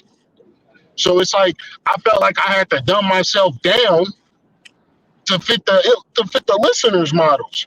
And I feel like when you got to do that in hip hop, bro, the hip hop is dead if you have to do that just to get traction in your own environment, bro. You know what I realized they did too? They made hip hop appealing to the white audience and they turned off the black children from it. What do I mean? If you notice, to me, when Young Money came out, they changed the face of hip hop. To be a black rapper, you have to be crazy and street on the game. To be a black female rapper, you got to be whorish and over sexual. But the white or biracial rapper, he can be a gentleman. He can just be a lyricist. He can just be an MC. And if you notice, ever since that moment, all these white rappers, all these mixed rappers, they coming on some hip hop shit. But the black rappers got to be drill or trap, or they don't get no play. They just play. They get traded places. I was talking to my man earlier. I don't know if y'all realize it. There's a lot of white artists that's kind of like revitalizing some of our towns, like classic hip hop, classic funk. They doing that shit while we doing all this weird emo type of stuff. They trying to resurrect the classic shit. We don't realize how ahead of our time we was. All that funk music, all that shit from the back in the day, that shit was some futuristic music. It wasn't some old, that shit futuristic as hell. Bro, it's this artist I can't pronounce his name is DeBelle or something. He's from Paris. Bro, this dude makes some of the funkiest, grooviest shit. Look at that new song by the white boy, Tommy Richmond. That's just some old funk shit. So while we dissing our old music, playing out our legends, these white people are remaking the old sounds we did while we trying all this weird experimental whatever the fuck. So we already did all the hot shit. We just devalued it. They make us devalue what we do great so they can do it. And we fall for it every time, man. And that's the crazy part, because I gotta blame the old, like, I don't want to just blame the younger people, because some of the older people got a lot to do with it too. I'm like, yo, you like, I got dudes that I know that's older than me. I'm 29. This nigga's 35, 40, saying because I listen to Tribe Called Quest, I look weird. But I'm like, I'd rather listen to this. Y'all niggas is in y'all 30s and 40s still trying to fit in with the teenagers. That don't make sense to me. It's like, it's even got an effect on the older black people. Like, I be seeing black women 55, 60 twerking the Sexy Red and Megan Thee Stallion, and it's crazy. Man, I'm like, how did they get this big of an effect on even the older people as bad as the younger people? That is crazy. Like, people who was there when hip hop meant something at the time. Like, it's crazy. Because a lot of cats just want to be cool and fit in with these kids. Like, I see a lot of older cats changing how they dress. These big ass, just dressing all weird and shit. It's like, at some point, you can't be afraid to just be a man. Like, I ain't trying to fit in with these little kids. We already wore baggy clothes. We already did that shit, and we did it better. So it's like they're lost and confused and all that shit. We got to stick to the script. We ain't got to fit in with them. Everybody want to keep fitting in with the kids. I ain't got time for that shit. The best rappers at this point is in their 30s. I don't even think people under 30 can even rap no more. For real. I don't even know they still can rap like that. Corday, he can rap. Corday can rap. He probably the last real thorough young bull. Him. Like I said, Ricky Monique, if you never heard of her, sister nice. Sister, she nice as hell. Lady London nice as hell. It's only the small number because they not the ones getting put on the mainstream. That's why I kind of blame the older people, because the older people jumped on the hood trap music and kind of left hip hop behind. But I think there's a simpler reason for it too. Also, I'm not discounting what y'all saying, but I also think that the technology got a lot to do with it too. You know what I'm saying? The beats, the beats are crazy these days, man. Like the beats are they so hypnotizing. Yeah, that's what I'm saying. Like, you can listen to a rapper that you hate and you can't stand his lyrics, but you'll slap that song constantly over and over again because the beat make you feel some type of way, right? Not only that, the fact that Instagram and social media play a part in it too. Because back in the day, man, Ella, if you could just hop on a social media engine and actually talk to Nas and actually see what Nas is doing in his spare time and where he pulling up at, I'm pretty sure we all would have did that shit. But we just didn't have the technology for it. And nowadays, you can literally get on a social search engine and follow your rapper and see what they doing, what they eating, how they living, if they really living their lifestyle. So it's like that living the lifestyle that they rap about. Back in the day, we couldn't do that. So it was more of a mystique to rap. But now that everybody can touch and reach out and see their favorite rapper, I feel like the young people are are more gravitating towards hip hop that way because that's just it's catchier. You know what I'm saying? It's more personal, and people ain't buying records no more neither. You know what I'm saying? Like they changed the whole point of buying a record. Buying an album is an experience on itself. Turning on the record, vibing with it, having a drink, having smoking a little something. Like it's an experience, and they're trying to take away all of our organic, non-internet experiences. Because an album is not an internet experience. It's something you listen to in the crib. Everything has to be on this computer. It has to be streamed. It has to be pushed to you. Like a lot of these artists, imagine how big a lot of artists would be if they was thrown down your throat every 5 minutes. Like we have to buy Drake. We have to buy Kendrick. We have to buy Lil Baby because it's constantly given to us. And then you got every artist got free promotion because they got their labels push them. They got these apps push them, but then they got a bunch of fucking fans that's making memes and pushing them 24/7, 365, so they constantly in your consciousness, whether you like it or not. People actually got out their house, got dressed, and went and bought All Eyes on Me 5 million times. It's like if you had a choice, I wonder if you put these artists back then, you had to get up and go and buy it. Most people wouldn't buy it. They wouldn't buy it now. If they had to buy these records, they wouldn't buy it. They listen to them because they streaming it. So it's easy. There's no effort in it. It's like, yeah, I would buy that shit, but if I just could play it, I listen to it. People bought them albums back then because they had to have them. They ain't got to have this stuff. If they had a choice, they would stream it. Because do I really want to go to the store? I would go into the store and buy Illmatic. I'm not going to the store and buying March Madness. No offense to Future. You feel me? I'm not going to the store about that. That's not going to make me spend my money. Absolutely not. Yeah, I spend my money. You remember the experience about going to the actual CD store? You remember that experience? Like with the headphones, and you go listen to the joint before it come out. Come on, man.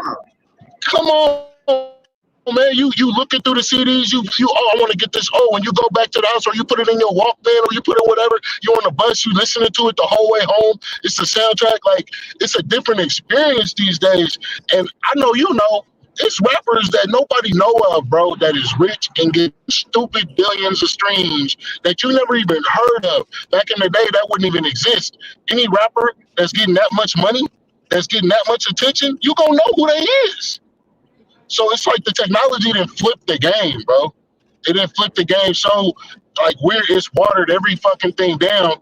And now, nigga, all you need to do is be, like, popular or do some dumb shit on camera, and you're a rapper now. It's always quality. It's not quality over quantity no more. You know what I'm saying? It's all about, people want to be entertained. Like, even to get them to learn something, you got to do all these song and dance and tricks. Like even me, like, I do a stream. I look at other people's streams. They have a lot of shit to it, but they ain't saying nothing. You know what I'm saying? But some people, one thing about doing content, it showed me what people mind really at. People pretend like they want to hear something. People just want to be entertained. Bro. They ain't trying to think. They want to complain about the problems, but they don't want to invest in platforms or genres or people who have things to offer that really have something to add. They'll complain about it, but they won't support it. No, they want to laugh. And there's nothing wrong with being entertained, but you can't always ask for entertainment and then be complaining when the entertainment has created a dumbed down reality for our people. You got to pick one. You can't support the bullshit and then complain about it at the same time. So our people want to be entertained more than they want to be enlightened, and they rather be sold something than told something. And that just is what it is. Yep, straight facts. Man, I wish I had more time to stay on, Ill, but I gotta jump off. No, it's cool because I ain't want to stay on. We gotta get a special episode or something where we just rap about this joint again. You feel me? Definitely. I want to talk about the next show I want to talk about. I don't know if y'all seen it. The interview with Candace Owens and Ray J. Say less. That was interesting. I gotta watch that joint. I gotta watch that joint before you do it. Definitely, man. I'm on it though, bro. I got you. We'll talk again, bro. Definitely. No doubt, bro. Peace. Peace out, bro. Yeah, but I want to talk about that soon. I definitely want to do a next show about that, but I'm definitely not. I'm trying to get away from these real long 5 hour, 6 hour shows. Like I'm not. Now if the vibe go there, it do. But I'm truly trying to do an hour and a half, maybe 2. Hit it, and go. You know what I'm saying? I ain't trying to be. Get on with your life. Yeah, man. Yeah, like I'm not trying to be on here online begging. Please do this. Please listen. Y'all fuck with it, share it, like it, subscribe. I'm gonna put out more stuff, but listen, it ain't. I see the stuff people do. I'm not doing it. Like I'm gonna do my content. I'm not. I want the support, but I ain't about to cry and scream and beg y'all for it. I'm just bro. Yeah, you feel the same way about the content shit that I feel about the music shit. I'm going to the studio Friday. I'm not gonna stop rapping. You feel me? I'm gonna still do my thing, but just as far as putting the shit out, begging like you say, people on Instagram, yeah, go fuck with my shit. You know what I mean? Go listen, go do this, and they see all that. Like, people see you feel me? you see it. If you don't fuck with it, you don't fuck with it. If you fuck with it, you fuck with it. But like, I spent way too much time. I spent like about the last 3-4 years trying to build up a little. You know what I'm saying? Something, and I got a couple of dollars off Spotify and other little apps, and I got people that come and tap into my music every day. But at the same time, I'm like, I can't do it no more. I didn't mean to cut you off, but this is what you got to do though. This is what I realized. Fuck the mainstream just trying to blow like that. The new wave that I'm peeping is submitting your music to films and video games. Give them your shit. That's the movie. A lot of artists are getting put on from that. Like them independent movies on Netflix. Most of the movies you watch, like if you watch Power, they play a lot of rap. You don't know who them rappers is. They don't play a lot of games. That's gas you just dropped right there. Yes, you got to submit your music to these scores. Be a part of these soundtracks. Have your shit in rotation on a Netflix movie. Fuck these niggas, bro. No disrespect to them, but bro, listen. I done seen it, bro. I know how fake people is. I know how people could believe a narrative. You know how much stuff you see what I've been through in this space. You see how people talk about me. You see how many people act like I didn't seek out none of these people. I didn't try to go out my way to work with none of these people. That shit with what's her name? What's her name? With the Lucky. That shit with Lucky was the fakest shit I've ever seen in my life, bro. That whole shit, that situation was like I was genuinely shocked. We mend bridges. We mended the bridge. We good now. Okay. I'm gonna back off that. But I know a lot of people felt like, but it was a lot going on behind the scenes that I would keep behind the scenes. But like the situation with Homeboy, like people like to paint narratives that's not true about me. Like if I don't like something, I don't like something. If I have an issue with then I deal with you privately, and that's that, and we keep that where it's at. But this shit is about the cult of personality. Same thing with music. We go with what's popular or what seems to be winning at the time, or what I remember when I was a big Nas fan, I used to be arguing with cats about Nas and Jay because Nas made a song called I Can. People thought that was funny. Well, I can be what I want to be. What do you mean? I'm like, bro, he's talking to the youth and telling them they could be anything. Like, how can y'all clown him for that? So I was always somebody that went against the grain. Our people are followers, bro. It's about popularity. You know what I'm saying? It's about that. And I could live with that. I was who I was before this. I'm be who I was after this. But because the only reason I keep doing this is because there's people that reach out to me and they're like, yo, bro, keep pushing. They motivate me. But I took that break because first of all, I was with my child. And I just was overwhelmed from this space. I didn't know it was gonna be all that. I didn't think it was gonna It's not for no real niggas, bro. It's not.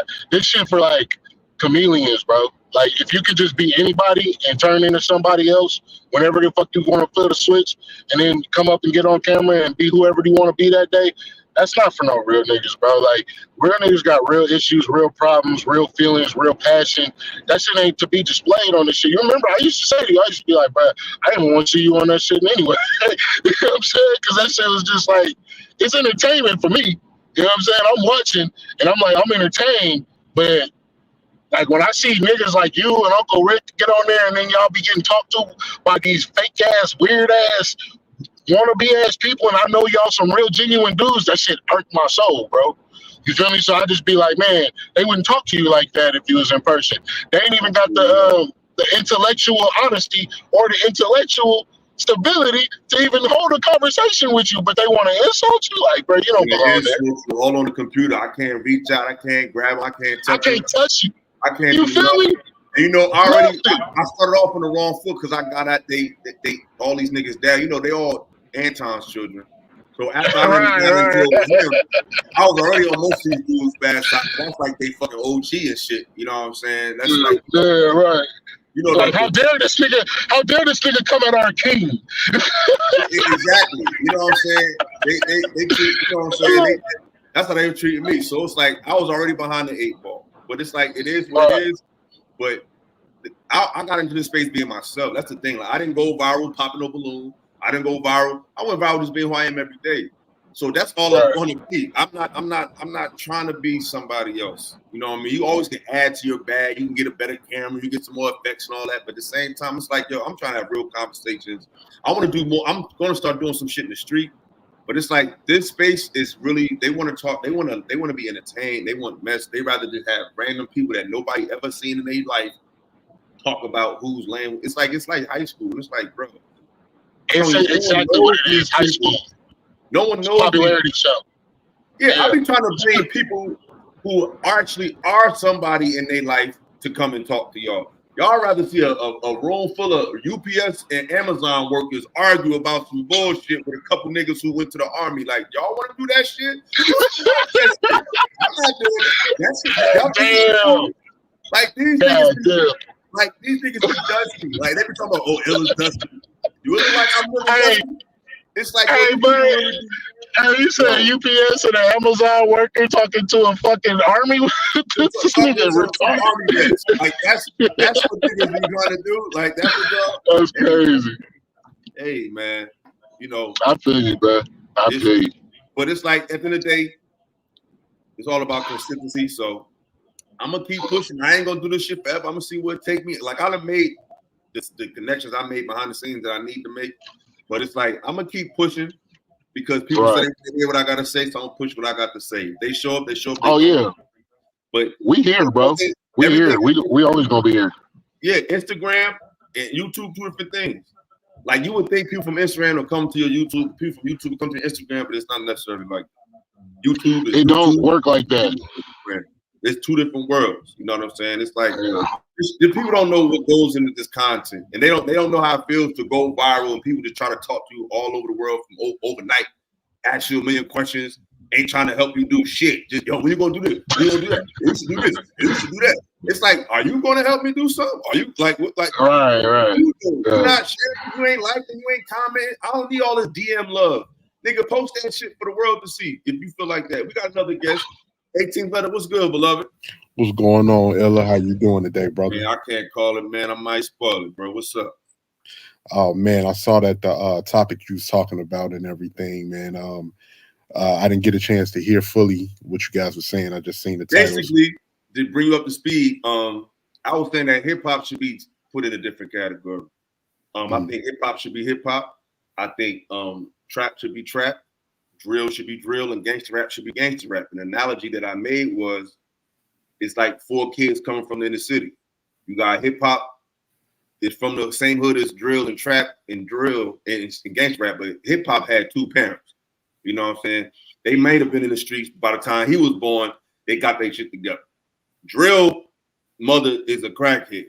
You know, trap father was a gangster, and gangster rap grew up in a foster home. So they all friends, but they different. So I feel like hip hop oftentimes gets in trouble for what its friends be doing, but it ain't hip hop. You feel me? We all know how it is. You might be, all of us might be that cool kid from the hood that ain't really had to get into too much. You know, we might have a couple fights. You might have to trap a little bit here and there, something like that. But you really kind of avoided the real issues, but you still rub your shoulders with some of them dudes that really in the mud. But you not them. But sometimes they can get you in trouble based on association. So I feel like that's the analogy I use for hip hop. Like hip hop, these other genres are hip hop's little brothers or they friends, but hip hop is not them. That's just their homie. Hip hop is the one they look up to. Hey, hip hop is that nigga in the car with them niggas when they get pulled over, and who got his paperwork. Hey, he good, right? But the nigga in the back, trap music, he put the gun under the seat, and the police pull everybody out, and hip hop sitting there like, man, these niggas, man, got me in some shit, and I can't tell on them, so I gotta go to jail with them. Right. Hey. You know what I mean? Yo, that's a skit right there. That's a skit. For real, bro. Real shit. That's a skip right there. But yeah, that's what we were talking about, bro. So do you have anything you want to add to that? You agree, Yeah. disagree? Because like one thing that when it comes to hip hop in this day and age is that a lot of people that are participating in the genre of hip hop, they don't really have no love for it. You know, it just like once Business hip, of it. They just making the business of it. yeah, Not even absolutely. genre. And that's the thing. Once it became, corporatized and everything like that.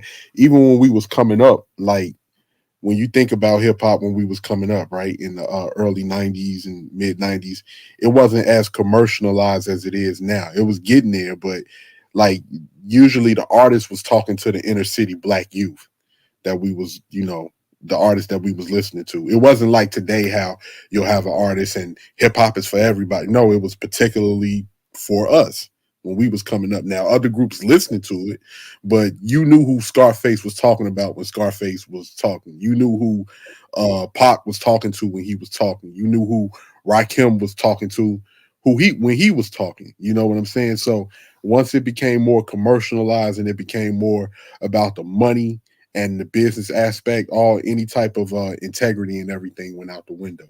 And that's what we're, dealing with, right now. And you always have those business executives, especially the black business executives, who try to make this argument, man, but hip hop is the most global, it's the most, it's expanded. I'm like, yeah, but that don't benefit the people who originated it. That's not benefiting us. That Exactly. it expanded and all of that, because we're not the ones that make a majority of the money off of the art form anyway. We make our peanuts. It got certain people out of the ghetto and different things like that, but at the end of the day, we don't benefit from it. Like when I look at drill music, man, drill was the worst shit to happen to my city, man. That was the worst thing to happen. And I remember in 2011 when drill was on the come up. Well, drill used to be different than what it is now, but in 2011, once that art form, the Chief Keefs and all of them start coming up, because I know us as a people, we a monkey see, monkey do type of people. So when we see other people profiting off of it, or we feel like they blowing up, you're gonna have a lot of people that's gonna be trying to emulate that because they're trying to, have the same outcome. So when drill blew up, man, I was like, oh man, here we go. And soon as I knew it, it was practically nothing but gang banging to a beat. It was gang banging to a beat. And it was the worst outcome. Between that and the internet, it got a lot of people seriously hurt, if not worse, out here based off of that. And that was the worst thing to happen. And I think another thing that happened, hip hop was always trying to separate itself from the beginning. I think the way it came out, it sounded like it's like that. Because I'm from North Jersey, right about 20 minutes from New York. So I remember back in the day, it was the real, like they had songs like called "Fuck Compton" and shit like that. And yeah, Tim Dog. It wasn't, and New Yorkers always came off like, I ain't trying to hear that down south shit. I ain't trying to hear that shit. It wasn't about a region thing. It came off like that, but it really was about they knew that shit wasn't what they was making. Because it be rappers from other areas that they'll say, oh yeah, he got it, or she got it. So it's not a region thing, it's a content thing. So hip hop was always trying to separate itself. But just in the early days, it seemed like the only people that was making it hardcore to the death was New York. So it seemed like they were saying, yo, it was New York over everybody. But they were saying it was really saying hip hop over everybody. They feel like everything coming out of every region should be just compared to what they was making. So hip hop has always spoken up for itself. It just came out when it was verbalized like it was a regional thing. But I think like Chicago really, he made a point. He said Kendrick got a song with Kodak. He said Chance the Rapper took King Louis on tour. But I think it could be problematic because it's like, it's the same thing in the hood. You don't want to tell niggas they not good. You don't want to tell dudes that you ain't really on there. You don't want to tell dudes like, y'all don't think my friend Shorty would like you. She like these type of guys. It's like we don't ever want to tell our friends the truth.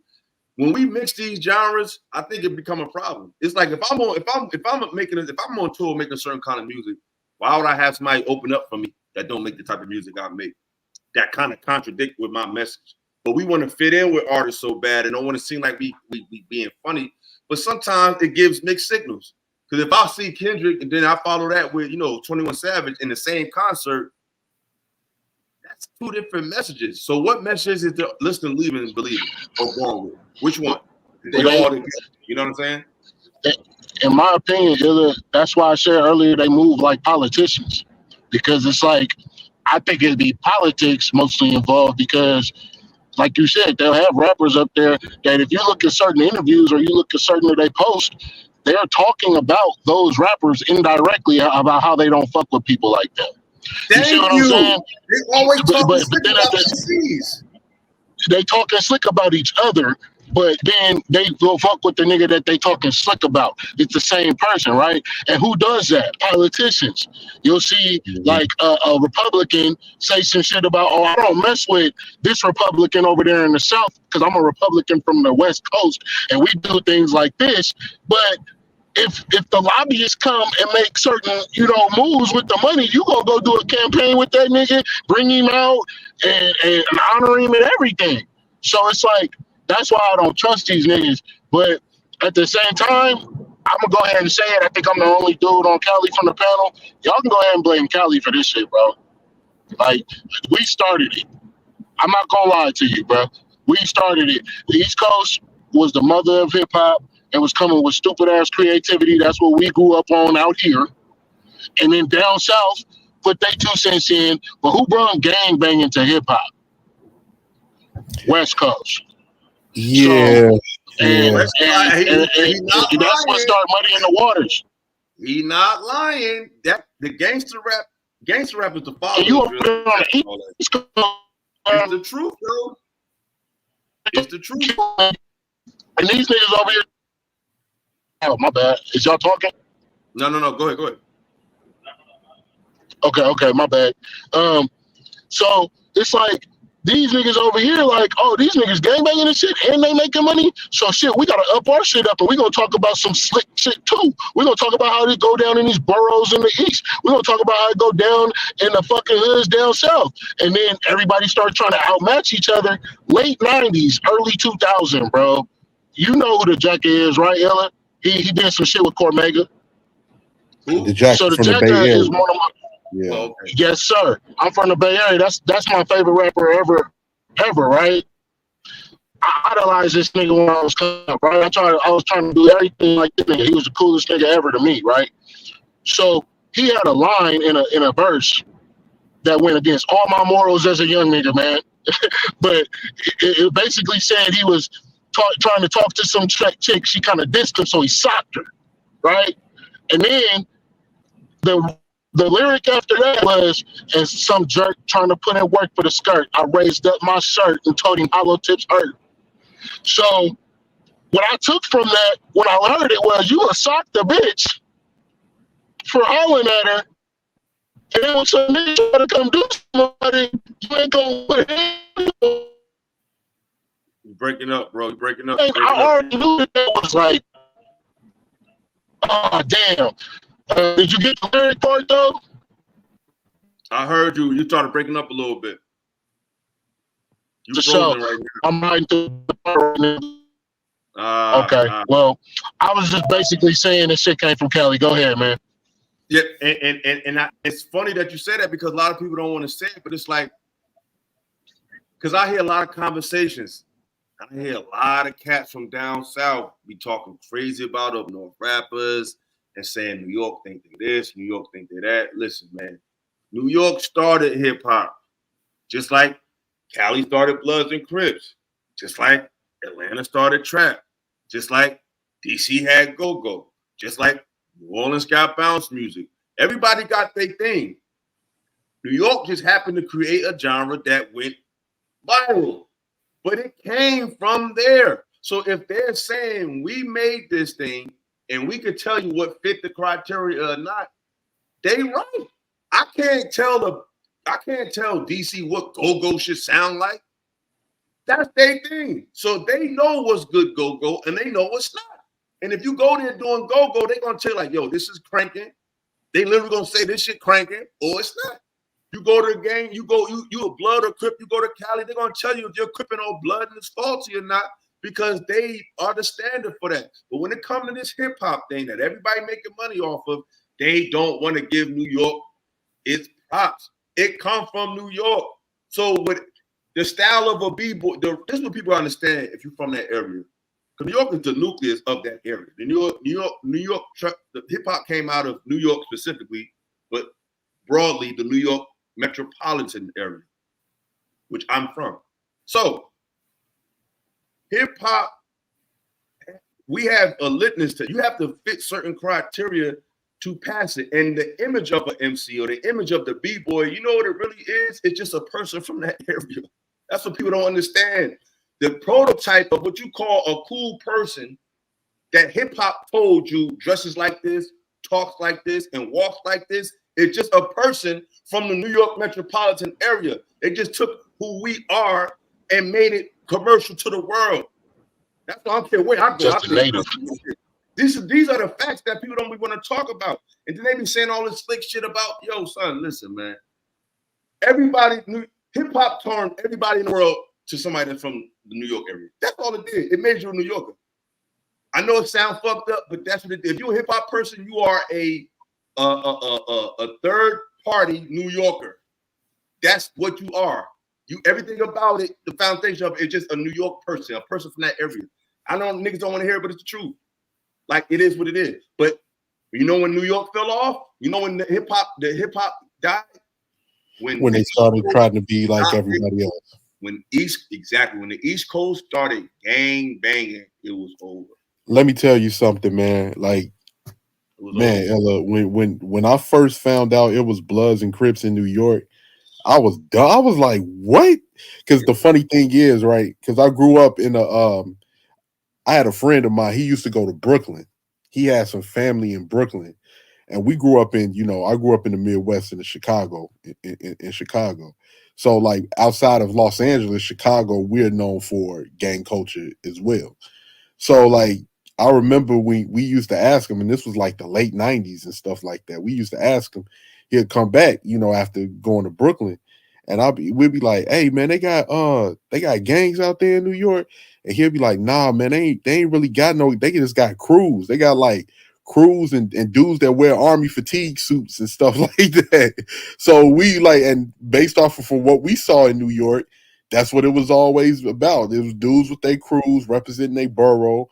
They had the army fatigue. They had the Timbs. They was representing Brooklyn, representing the Bronx, or of course, the 5 percenters, the Nation of Gods and Earths, and different things like that. Because we never heard, Nas, DMX, Wu-Tang. We never heard them represent any type of Blood or Crip or nothing like that.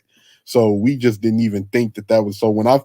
And the first time I heard about that was Diplomats.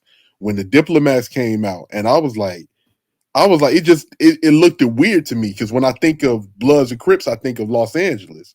So I'm like, these dudes got pellies on with a bandana and some Timberlands. It don't even fit the aesthetic. It don't fit. It don't. Aesthetic. We too fly. We wear too much clothes to be color banging. We wearing hella shit, blue, red, purple. Like we fashionable. So it's like when that Blood and Crip shit came to New York, New Jersey, that area, it tore it up. And this is another thing that people gotta realize. Up north, man, wow. I was looking at a map the other day, and it was an old map. It was from like 2009. And they were showing what areas had the most. There was a map of the country, and they had like little red dots to show where areas had the most gang activity. Oh, my father, the most red dots was in New York, New Jersey. The whole New Jersey was covered in red dots. It really be going down up there. There was more red dots in the Northeast corridor than it was in anywhere in the country, as for like one congested area. I wish I could. Matter of fact, I think I'm gonna pull it up. It's real up north, man. Like they taking that shit. They got Grape Street. They got Rolling 60s. They got everything you can name up. Like I grew up watching that shit. Like when I was coming up, it was just coming up. But now that shit 20, 30 years in, you got people they blocks is what it is now. Like they great forever. There's children in Jersey. All they know is Grape Street. All they know is 60s. All they know is non-trade. All they know is Sex Money. All they know is Brim. All they know is Double Live. That's all they know. Like it's over because it ruined our culture. We had a knowledge of self, street smart type of culture up north. Bloods and Crips killed that shit. Yeah, like I was watching this Taxstone, right? Mm-hmm. Taxstone. Okay, so I was watching his podcast back in the day, right? And he said some real shit because I was with what the 18th letter was just saying, right? He was saying like that shit look goofy to me. You know what I mean? And I was looking at it, I was like, man, these niggas ain't gangbang. This shit ain't like what it is out here. And I'm sitting here talking all this shit along with everybody, right? And Taxstone, he had an interview changed my mind, bro. He was like, all right. He was like, all y'all niggas on West Coast and down south, wherever y'all think these niggas ain't gangbanging, right? They ain't like y'all, right? He was like, okay, I get it. He was like, but come here and tell them niggas that. You know what I'm saying? Like, come to New York and tell these Bloods and these Crips that they ain't Blood and Crip. And he was like, you're gonna get an awakening. And I was just like, that's real shit though, bro. Like, everybody that's talking ain't gonna go down there and be like, bro, you ain't Blood, you ain't Crip. You probably gonna get packed the fuck out. You know what I'm saying? They ain't playing. Really real, especially New Jersey, because New Jersey has direct ties to Cali through the gang shit. You gotta think. Tupac was hanging. What was Tupac's group that he hung with all the time? The Outlaws. Where was they from? Jersey. All of them. So Jersey was always had these California ties. So it's the gang in LA and New Jersey called Double I. Double I is called Illtown, Inglewood. Illtown is another name for East Orange. And Inglewood is, the Inglewood families, California, and all that. So this Double I is Illtown, Inglewood. So they have a direct tie to California. Big U done been to Irvington. My homie, he's 60s. Nipsey done came out to the hood. They for real. So even though I don't agree, I don't care how much they co-sign you. To me, it's not cool because I look at it like this. Once we did, those people pulling up. Once we did that,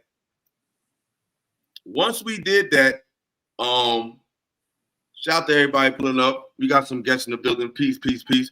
Once we let California become the jurisdiction for all the neighborhoods across the, because there's Bloods and Crips in every state.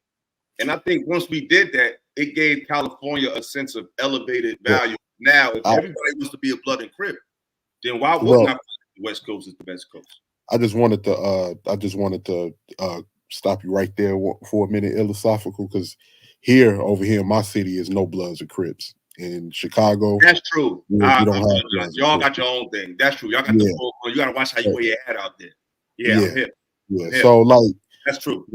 When they might be in Illinois though. They might not be in Chicago, but they might be in Illinois somewhere. Because usually, like Illinois, like even everything that was done here, because the things that was like the gang structure here was mimicked after the mafia. So it was like a lot of laws and different things like that. You had laws you had to abide by, like especially like with the black gangs and Hispanic gangs and stuff. You had to know literature, all types of stuff.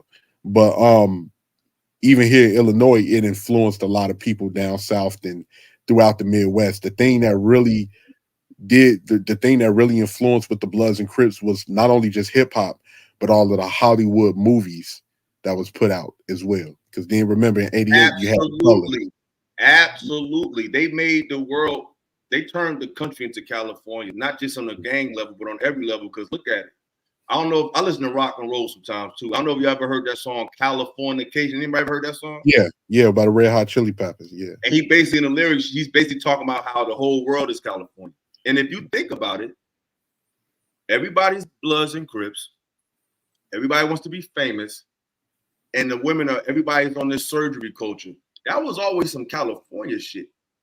Getting fake breasts and all that. That's some Hollywood shit. That wasn't. So now the whole world is Cali now. Everywhere. So it's like, I don't see how you could be from New Jersey and because people are like, oh, we official. Why wouldn't they let you? Why wouldn't they call you? Why wouldn't they accept you? If you sitting there, if I don't know you and I've never been to your neighborhood and you talking about, yo, it's Team Illa, you repping me, of course I'm gonna show you love. You repping where I'm from and repping my shit. So just because they respect you, it's not like they respect you. Why would they hate on somebody who's making their hood big? You know what I'm saying? And the thing that got me naming the Crip shit after Europe. Like, I understand you say you live on 15th Street. You say, all right, we the 15th Street Crips. It's still somebody else shit, but it's still named, at least it's named after your block. If you live in fucking Nebraska, how are you a rolling 60 crib? Now you may really kill 4, you may really I can tell you. but You know what's crazy? You know what's crazy? In an old song DJ Quit had called "Just Like Compton." Just like Compton. Yep. When he said that, when he said these dudes too busy claiming 60s want to be raw and never even seen the Shaw because they from Crenshaw. He's like, yeah, and everything out there is named after their neighborhood. So they're like, how are you over there? You ain't never been. Hey, but check it out though. Let me sprinkle a little game on there for a minute because I did down us for a minute, but I'm gonna bring us back up a little bit. I think the California, one thing we is known for, the hustlers out here and the gangsters out here. One thing we is good about is leaving California and taking work out to different states and bubbling. And that's why when Ella said Nebraska, that's why. Because these niggas be going everywhere. I got cousins, I got family, I know people that be going on trips, bro. You know what I'm saying? They be going everywhere all around our nation, and they be bringing the game out there with them. Part of that, not on the street shit, not on no drug shit, but in 2004, my mom sent me out on the East Coast. I mean, not on the East Coast. She sent me to Detroit, and we did a college tour to the Black. And I'm sitting slapping my shit because that's when Hyphy came out on some Bay Area shit, and I'm sitting there slapping everything, and they liked it. And before I knew it, I made a friend when I came back out here. He had put hella people onto the shit. You know what I'm saying? The Hyphy shit. So California niggas travel a lot, bro. We get out a lot, and that's why our culture is expansive throughout the whole damn nation a lot. It don't be just because of the gangbanging shit. It be because of street shit too. No, I agree with that. Most major cities who got street cats move around. Even New York cat, they'll tell you all the time. Like Jay-Z say, what Biggie say? He said Knicks went for 20 down south. You know what I'm saying? So cats was always taking that inner city game to the rural area. But what helped get California thing was when it comes to the Blood and Crips specifically is because they had help from Hollywood, like 18th Letter said. They glamorized gang banging with Bloods, with Boys in the Hood, Menace to Society, colors, things like that. So it made it cool. It's like, okay, it's fashionable criminality. I'm matching my gangster with the shirt, with the Hoover jacket, and it's like they made it look cool. But it's like, no, these motherfuckers will blow your head off. Like I suggest everybody read that book, Monster, by Monster Cody. Yeah. That's the real. I don't know why they ain't a movie yet. Actually, you know what? They're gonna make the Monster Code movie. Like, Hey, Ella. I'm ready. Hey, I'm Ella. ready. If you notice, like one thing I remember watching the documentary on New York, because somebody said in the thing how OG Mac brought the Bloods to New York City, and I think truth be told, yeah. But you know what I think, man? I think he read that book Monster, and he flipped it. Because if you notice, that's why they called him non-Trey. It was based on the yeah, exactly. Because and another thing, have you ever heard the song by Ice Cube, "My Summer Vacation," where he talks about how the Bloods and Crips made it out to St. Louis? It is an old song on I think it's on Death Certificate, if I'm not mistaken. It might be on Death Certificate, but it's called "My Summer Vacation." And he talks about how they went out there. He was like how they went out there to St. Louis, and he was like, "Yeah, the police don't recognize the khakis and the sweatshirts." Mm-hmm. And he was like, and he said it in that song when he said, "Now he like they give it." He was like, "We got people out here giving up much love down for a street that they never even heard of," and he was saying how that influence was going, into different places. And that shows the power of California. You know what I'm saying? But at the same time, it's like I think the Bloods and Crips. It could have been something beautiful, but when you really understand the culture of the Bloods and Crips, like you read these books and you like, I watch Kev Mac videos. I even had a couple OGs from actually over there on my channel. If y'all haven't watched, I saw that. You know what I'm saying? I've literally spoke to them. I got these men's numbers. We talk. A lot of them Blood Crip conflicts came from childhood friends. They grew up with each other. A lot of them OG Bloods and Crips played football together. Their mothers know each other. So if you to rep that and take that personal conflict and make it something to tear up your neighborhood, You are sadly mistaken, and you are ignorant. That's why you need to read and become studious. But we got 3 guests in the building. I wish my man Gorilla in Brownsville would have cammed up, but it's okay. I'm gonna let y'all live today. But thanks for pulling up. Shout out to Miss Polly Wright. So whoever one of y'all want to drop your comments or want to add to the conversation, the floor is yours right now. Do you? Thank y'all for pulling up. I could cam, but I'm working on this table. No, I'm talking shit, Gorilla. I know you a cam. I know Go ahead, Brownsville. My bad. What's up, brother? Yeah, peace and love to the panel, man. This is Brownsville, what's your excuse? Why you ain't cammed up, man? Oh, I'm still at work, my brother. I'm still at work. I could cam up. No, it's all good. I just gotta bust your balls a little bit. You know, I gotta talk a little shit. Now I appreciate you. Yeah. I just, I'm just kind of leery of camming up in different spaces because I don't know how it's gonna be received. Oh, brother, you know let me tell you this right now. When you over here, this ain't that. We ain't gonna do the disrespect. It really ain't though. This ain't that type of world. You ain't gotta disagree. You ain't gotta agree with everything I say. Everybody know. Anytime people come over here, this is one of the safe spaces, dog. We don't do all that dumb shit. We gonna debate. We gonna disagree. Ain't nobody about to talk about your mother. Talk about you. Yeah. Ain't that over here? And if you do that stupid shit, it'll go kick your ass about quick, fast. We don't do that over here, man. Nah. It's cool. It's all good, man. It's all love, man. But what I wanted to add to the conversation, because I was listening, man, and what I was thinking about was how from 93 to 95, in my opinion, hip hop went on a historic creative run during that time. Wu-Tang dropped 36 Chambers in 93. 94, Nas drops Illmatic. Also 94, Big drops Ready to Die. 95, even though Tupac was still already relevant, but he drops Me Against the World. Let's not forget Outkast debut with Southern Playlistic Catalog. Right. You had Snoop. So we went on a historic, creative run from 93 to 95. I was started at 88. I started like 87, 88 too. Criminal Minded, Cool G Rap, Rakim. Right, but I'm talking about after the 80s. You know what I'm saying? Like after that, right? And what I thought about was, because I'm like, what are the 3 elements to me that distinguishes a hip hop album from just trash, right? And it's like, what I think about is, did it make you think? Did it make you go through an introspective process? That's number 1. Number 2, did it teach you something new, right? And then number 3, did it inspire you, right? And to me, those albums that came out from those 3 years were like the last of the Mohegans when it came to fulfilling all 3 of those elements, right? And ironically, Illa, that also correlates from when the Bloods and Crips and all that started infiltrating Rikers Island in 93, from 93 to 95.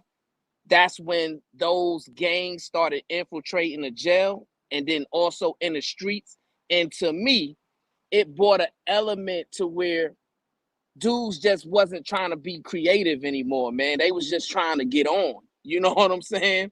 And you could tell from the albums that was put out after that and the artists, because when you got Tupac, right? You got Big, you got Nas, and you got Wu-Tang.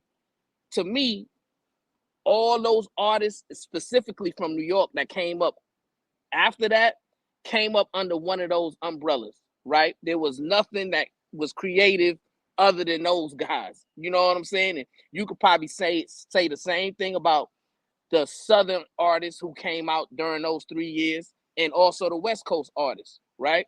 So that's where I think things went wrong with hip hop, is we lost our creativity to some BS, man. Peace and love. And I agree with that. And I also think that the criteria for what made you hot changed. From that period you was talking about, it was about your skill. I feel like once Big and Pac died and Jay-Z took the throne, it started becoming more about, okay, who's really in the streets, who's really selling drugs, who's really busting their gun, and who's not. Because Jay-Z came in the game on the strength of the fact that he really sold drugs. And that's what's really gave him his moniker. People forget Jay-Z couldn't get a record deal from his talent. He had to become a businessman because that's what required him to get it on rapping wise. Nas, they heard him rap and said, let's go, we gonna sign you. They heard Jay-Z rap and said, you're not good enough. So he had to go and hustle and get his business game up because he was forced to, because his talent wasn't good enough to get him on. So to me, when Jay-Z came out, it became about who's really in the street and who's not. And if you're really not in the street, then we don't want to hear your raps. And when he did that, I'm not saying he did it specifically, but I feel like the energy shifted that way. When the energy shifted from who's really in the street, it opened up the door for a lot of people from different areas to just rap because they couldn't rap. But you know what they could do? They could talk that gangster shit.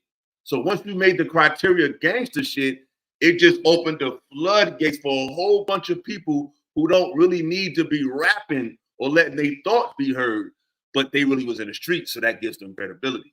So that's when it really shifted to me. But I still think we had some classics after 95. I like DMX's first two albums. You know, Aquemini came out in 98. That's a banger. You know what I mean? I feel like from 93 to 98, maybe 99. You know what I'm saying? If you want to be generous, you could say 2004 if you want to be really generous. But I think the golden era was definitely like 93 to 98. But Miss Polly Wright, Rilla was good. Thanks for pulling up. I think it's your first time, sis. Yeah, it is. I'm sorry. My bad. Multitasking. No doubt. It's all good. How you doing? Thanks for pulling up. Yeah, Gorilla. I think Gorilla should go first. I feel like I'm missing some pieces. No, you good. No, Gorilla. No, I'm not. I just want to Illa, can you hear me all right? Do I need to put on Yes, headphones? definitely. I got you. Okay. No, just on the Jay-Z piece. So Jay-Z you know, was a hype man or a partner with Jaz-O, right? And that's really how he got on first. He actually did get on. Definitely. Yeah. Hawaiian So he had, but even before then, Dame Dash was managing Original Flavor, and Jay-Z has a verse on Can I Get Open? That was a hot record. So it wasn't that if you listen to Clark Kent talk about how Can I Get Open? That was for that time. I was young. Maybe you know. That shit didn't have me open. It was a hot record. It got its spins on Rap City, so on and so forth. It was a decent record. You know, in retrospect, a lot of the music we look at now is like, you know, like if I look at Ziggy, I like the video, but was the song really that dope? Nah, right? But I got like quite a few thoughts, right? Because the proliferation of money really, that's what effed the game up. Absolutely.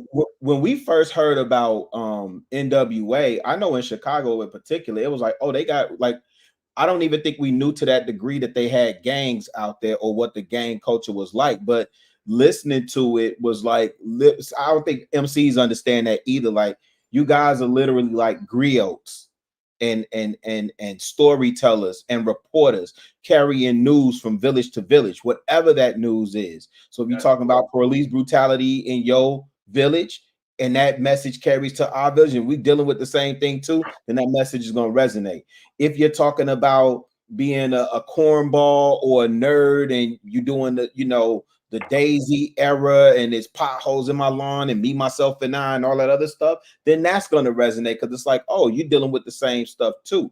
But once you introduce money into the equation, you introduce the Jerry Hellers, the soul boy from Tommy Boy, Tom, whatever his name is. I think Steve Rifkin did right by hip hop. But when you introduce Leor Cohen's, when you introduce that element, that's when you see the exploitation. And let's keep in mind also, these were kids, teenagers, and young adults signing these contracts.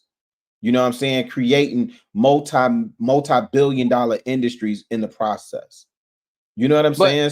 But Rilla, how do you think the money influenced the creativity though? Because even when you mention like Jay-Z, right? To me, if you go back and listen, he's pretty much a variant of Big, right? You know what I'm saying? Like he really blew up once Big died, as Illa articulated, right? And then even when you mention the DMX, yes, you know, that first album, you know what I'm saying, was crazy, but to me, he was a variant of Pac. You know what I'm saying? So it's kind of like after Wu-Tang, Big, Nas, and who else? Pac. It's like everybody else was variants to me. Yeah, I don't. That's an excellent point. I don't know how old you are. Go ahead, Brown. that was an excellent point, Brown. No, but I'm going back before then, right? So when Run DMC hit with My Adidas in what, 87, 88, something like that. Guess what? Heavy D had Nike. Busy B had Converse. LL Cool J had Troop, and MC Shan had Puma.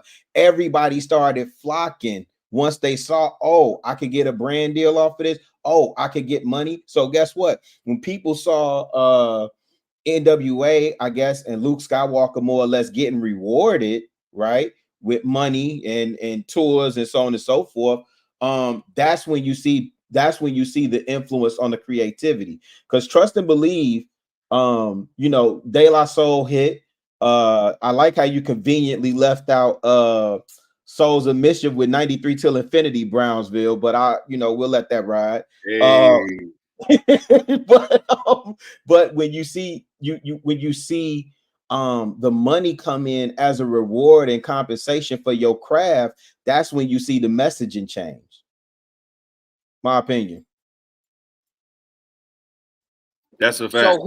So who do you think was the last original creative artist that wasn't a variant, that we can't point to as a variant of another legendary artist?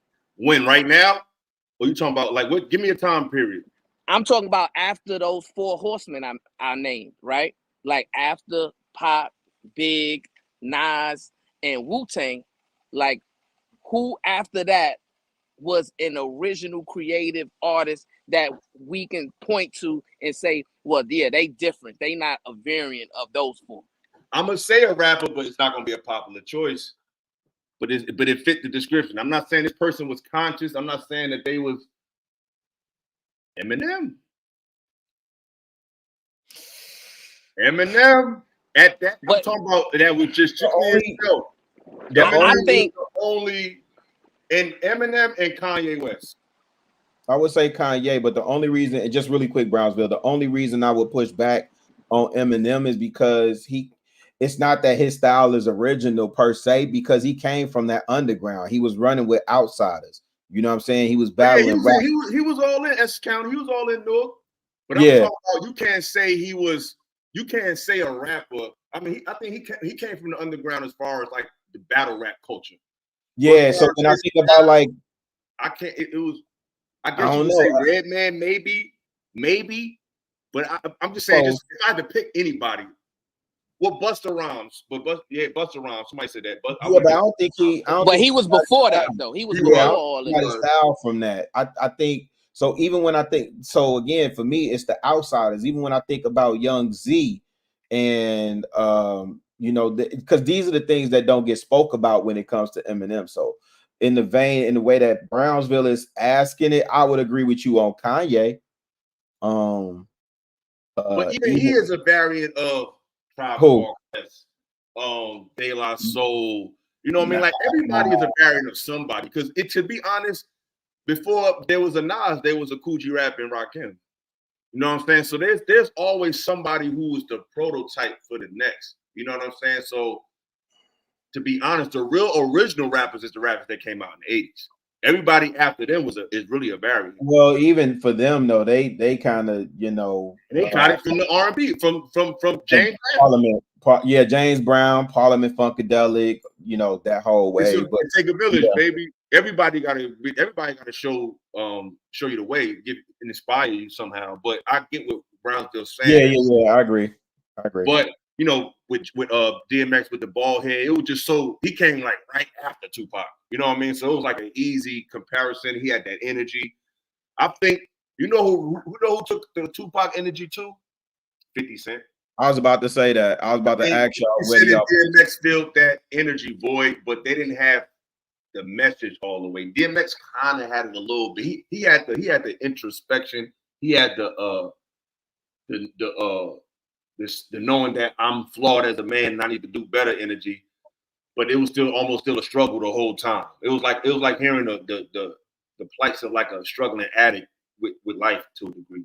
You know, but look at Brownsville to the point that I'm making though. Look at how Tupac's artistry changed when you bring money into it. I agree with you in terms of Me Against the World. I personally think that's the greatest album he ever made. I put that against, what is that? All Eyes on Me, Tupacalypse Now. Yeah, man. That Me Against the World. That Me Against the World got me through some years, man. I can't that Me Against the World at that moment, at that time, what was that, 95? That was that every feeling that a black man was experiencing in America at that time was on that album. Go back and listen to it. I think some albums you gotta be there. Because I like it was an amazing time. That was an amazing album. And I may be a little bit partial too to the fact that he dedicated something to Yummy on that album. Yummy Sanders, exactly. Yeah, Robert Sandiford. Yep. So but that album, was an amazing album. And Tupac was a one of none. So a lot of what we talking about, that creativity. I mean, you think about it, even when you think about a Big Daddy Kane, like Big Daddy Kane is the child of James Brown. You know what I'm saying? Hammer is the child of James Brown. But think about that again, you're right. You had to be there for some of that stuff. Think about that era where when you did a video or you went on tour, you did a show, you had your backup dancers and your DJ, and you had to have fresh routines, transitions, all that. Everybody had backup dancers with him. Kool G Rap even had dancers with him at that time. The Big Daddy Kane, Scoob and Scrap Luck. Like, it was, man, the creativity that was pouring out of hip hop at that time was just unmatched, man. But you know what else? I often bring up? I think the main thing that changed in hip hop, like everything else, was the people. There was a curiosity in Black youth at that time. They questioned things. So the fact that they were so curious, it demanded the artists to make music that answered their curiosities or related to it. This generation of young people are just not that curious. I think they dumbed them down. They don't have the same curiosities and questions that the young ones that I feel like that generation had, and the music had to supply that. This generation don't require that. They just want to feel something, and that's why they'll be like, "Yo, I just want to turn up. I just want to." Their music is more of an escapism. Our music wasn't that. It was a sweet way to bring you back to reality. You know what I'm saying? Their music is trying to take them somewhere else. And if we took you somewhere else back then, it was more of an inspirational place of where you could be, not trying to create some fictional vain place of where it's raining red bones or some dumb shit like that. Like, no, it's just different. I think the audience was just demanded more of the artist than they do today. I agree. But I also think Illa, because it's just, those were just creative geniuses, man. Because when you think of Nas, right, what separated him, he the GOAT to me. The lyricism combined with the rawness, right? He had the ability to just say whatever was on his mind and put it in such an intelligent way that you couldn't say anything negative about it. They couldn't say anything negative about it because he spit so much wisdom and he was able to put it in such a poetic fashion that you just had to, deal with it, right? Same with Pac, right? Like the rawness and the political activism and the energy that he brought, it was just different, right? It's like very inspirational, right? And then Big, he brought that fly stuff, mixed it with the lyricism and just partying, right? He was like the first one where you wanted to play his music going to the party, you know what I'm saying? Or in the party to get you hyped up. Word. So, and then Wu-Tang, they brought the knowledge of self, right? The true consciousness, you know what I'm saying? And it was a whole bunch of those brothers, and all of those brothers communicated in such a way that just made you think. Like, I still play 36 Chambers to this day, and I'll catch something new. It'll spark a new thought, right? And it'll also teach replay me value new. is so high with those albums. Right. So what I'm saying is, I think like we lost after them the creative geniuses somehow, some way they went and they fell by the wayside. Yeah, because they changed the rules. You know what I mean? Like Jay-Z said you could dance, you could bounce if you want to bounce, kill if you want to kill, loke if you want to loke, kill if you want to kill, smoke if you want to smoke. It's all right. You know what I'm saying? So it's like the tone just changed with everything, where it was just like the criteria wasn't creativity anymore. Like what changed in the street changed in the world. Like back in the day, it was okay. It was room for everybody, even in the city. The drug dealers didn't advocate the young cats to do it too. If anything, they're trying to fund whatever you're trying to do. When it shifted to the drug dealer putting that brick in your hand, instead of him putting them sneakers in your hand or that basketball in your hand, that's when things changed, and then it bled into the music. You know what I'm saying? Being cool, being from the hood, but still not being. It's like in the church tell you, be in the world, but not of the world. Like being in the hood, but not of the hood was cool at one point. Then it became, if you don't participate, you don't even need to be here. You don't even need to be around. Like there wasn't no light allowed to be on in the hoods no more. Like the light, metaphorically speaking, the light used to be able to be kept on. After a while, they turned the lights, so all the people that represent the light, that wasn't cool no more. And the music reflected that. And I think there's certain artists that kind of perpetuate that. And I love 50, but I feel like he kind of put the death knell in the unity of the place where hip hop was birthed at. You know what I'm saying? He broke up a lot of New York unity. I think later on he cooled a lot of people now. But I remember how that shit felt back then. It was like crazy to see 50 dissing Fat Joe. And at the time, that was wild. Like, yo, what the hell? Like, we ain't never really see that like that. You know what I'm saying? It just was like beef was just everywhere. You know what I'm saying? And he was very, very participant in that. And I feel like Jay was, to me, anti-consciousness. It's like he told Nas, switch up your flow. You should have what you trying to acknowledge? Like, yeah, actually he is. You know what I'm saying? So it's like, and then later on, Jay-Z want to make the 444 album. When Nas told us, I can't be what I want to be. He said, ghetto prisoners ride. You know what Jay-Z told you? No matter what, you still a nigga. And niggas thought that shit was deep. They thought that shit was profound and dope. Yo, man, that's crazy, nigga. I ain't still a nigga. That's what you are. I ain't think that song was hot. I ain't think it was clever. Nothing. Like people trying to explain it. It's like, bro, that's the points he's trying to make is who don't know that. But with that position that you're in as a billionaire, rapper, business mogul, you're not a businessman, you're a businessman. If you're in that position, you don't think there's nothing else you could tell us besides that? That no matter what, we still I don't believe that. Illa, so do you think that, and Rilla, I want to get your perspective on this too. Do you think that it was a targeted attack, right? To say, well, hey, we want to move the consciousness and positivity out of hip hop, right? You know, we don't want to birth another Tupac. We don't want another Nas. We don't want no more of those Wu-Tang brothers, you know, educating the young brothers out there. All we want these brothers to talk about is drugs, sex, and killing each other. Do you think that was a targeted attack?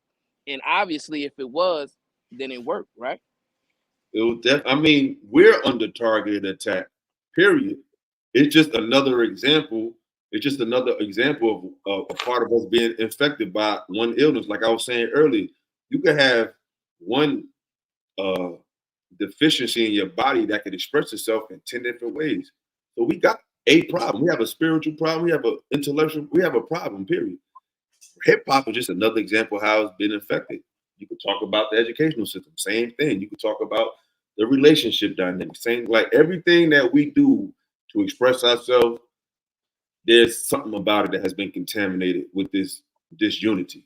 And hip hop is just the latest example, just that hip hop is so big and it has literally taken over the world of commercial expression that we got to talk about it because it's literally taking over the world. Like they using hip hop to sell everything. You know what I'm saying? I remember back in the day, they was breaking CDs. Now you could hear Cardi B selling big quarter pounders. It's like The system, these people don't, they go with what's hot. They don't even care. Yeah, we said that 20 years ago, but it's just, hip hop is just too powerful. It's too powerful to be lumped in with something that's not it. Hip hop worked hard to get with it where it got. And if these other genres want to make a legacy off of it, want to make a legacy off of and call it drill music and call it trap, gangster rap, do it. But just do it and base it off of just that. Don't connect it and lean off of what hip hop built. Don't connect Illmatic to a drill album. Like, they're not synonymous. They're just from the same. They just represent people from the same area, but not the same perspectives of people. Because we're not a monolith. You know what I'm saying? We're just not. But this is probably right. You had something you wanted to add to that, sweetheart? Yeah, I'm so sorry. I keep running it out, but I do agree with. I think it was Gorilla who was saying it, like the emotional state of the people who are listening to the music right now. It's like you said, they're trying to have a getaway. They're trying to, just like sound like everything's about partying and nothing's about like anything that has substance. So I think that is an agenda, kind of a way to deflect from what's really taking place, in our own community, within the world, what's going on. Is more of a distraction. So I do believe that. That's one of the reasons I came in here, because I thought that's what we were kind of discussing. I'm not all in depth of other things when it comes to music, because hang on one second. Yes, babe. I'm leaving. Okay, bye. Um, yeah. When I was younger, like the music I used to listen to, I was into rock. So like during the times you're talking about, that wasn't something I was really connected to, unfortunately. So for the most part, so I wasn't like living in the moment of those things. But for right now, yeah, I definitely think it's a distraction, and that everything that comes out is just totally just in a whole nother like realm. Like no one's really living in reality or talking about any war or anything like that. Even down to the rock. It doesn't matter what it is. They're not really talking about anything really that means anything. Yeah, like I said, they dumb down society. You know what I'm saying? So this generation of people, period, they just not curious. They don't care about the past. They don't see the value in the wanting to the appreciation of lyrics. They don't even see the point. Like they don't even care. They think you're bugging. They think you're doing too much. Like, you know what I'm saying? Like they don't have an appreciation for vintage culture, quality things. They don't understand the standards of music. Like every genre has its standards. You know what I mean? If I'm getting into rock, I'm going to listen to a Pink Floyd album. I'm going to listen to a Queen album. I'm going to look at the standards of the genre to understand the genre, and then you're gonna find out about other artists. But it's like, I don't know. They don't respect these genres like that. Yeah, and the intellectual too. Like they're not very intellectual. There's no craft in it any longer. It's almost like it's just like a Making it a joke to some mockery. degree. They made rap a mockery. It's not. It's a caricature. All right, like what's that? I don't even know the lady's name, but Ice Spice something. She's talking about like you're nothing but a fart. I mean, like that's a 2-year-old thing. That's crazy. That's crazy. But anybody else want to add before we get up out of here? I appreciate y'all pulling up. I definitely don't want to have everybody up too late. I definitely appreciate y'all answering the conversation though. Yeah, man, it's a dope discussion, man. I appreciate you letting me up, man. I do think like hip hop definitely was targeted, because I think for the impoverished youth, right? Even though at that point in time we weren't even going to school, right? But we still gravitated towards consciousness, right? Mm-hmm. We was still either reading our 120 lessons, right? Reading the Quran, reading the Bible, reading encyclopedias, right?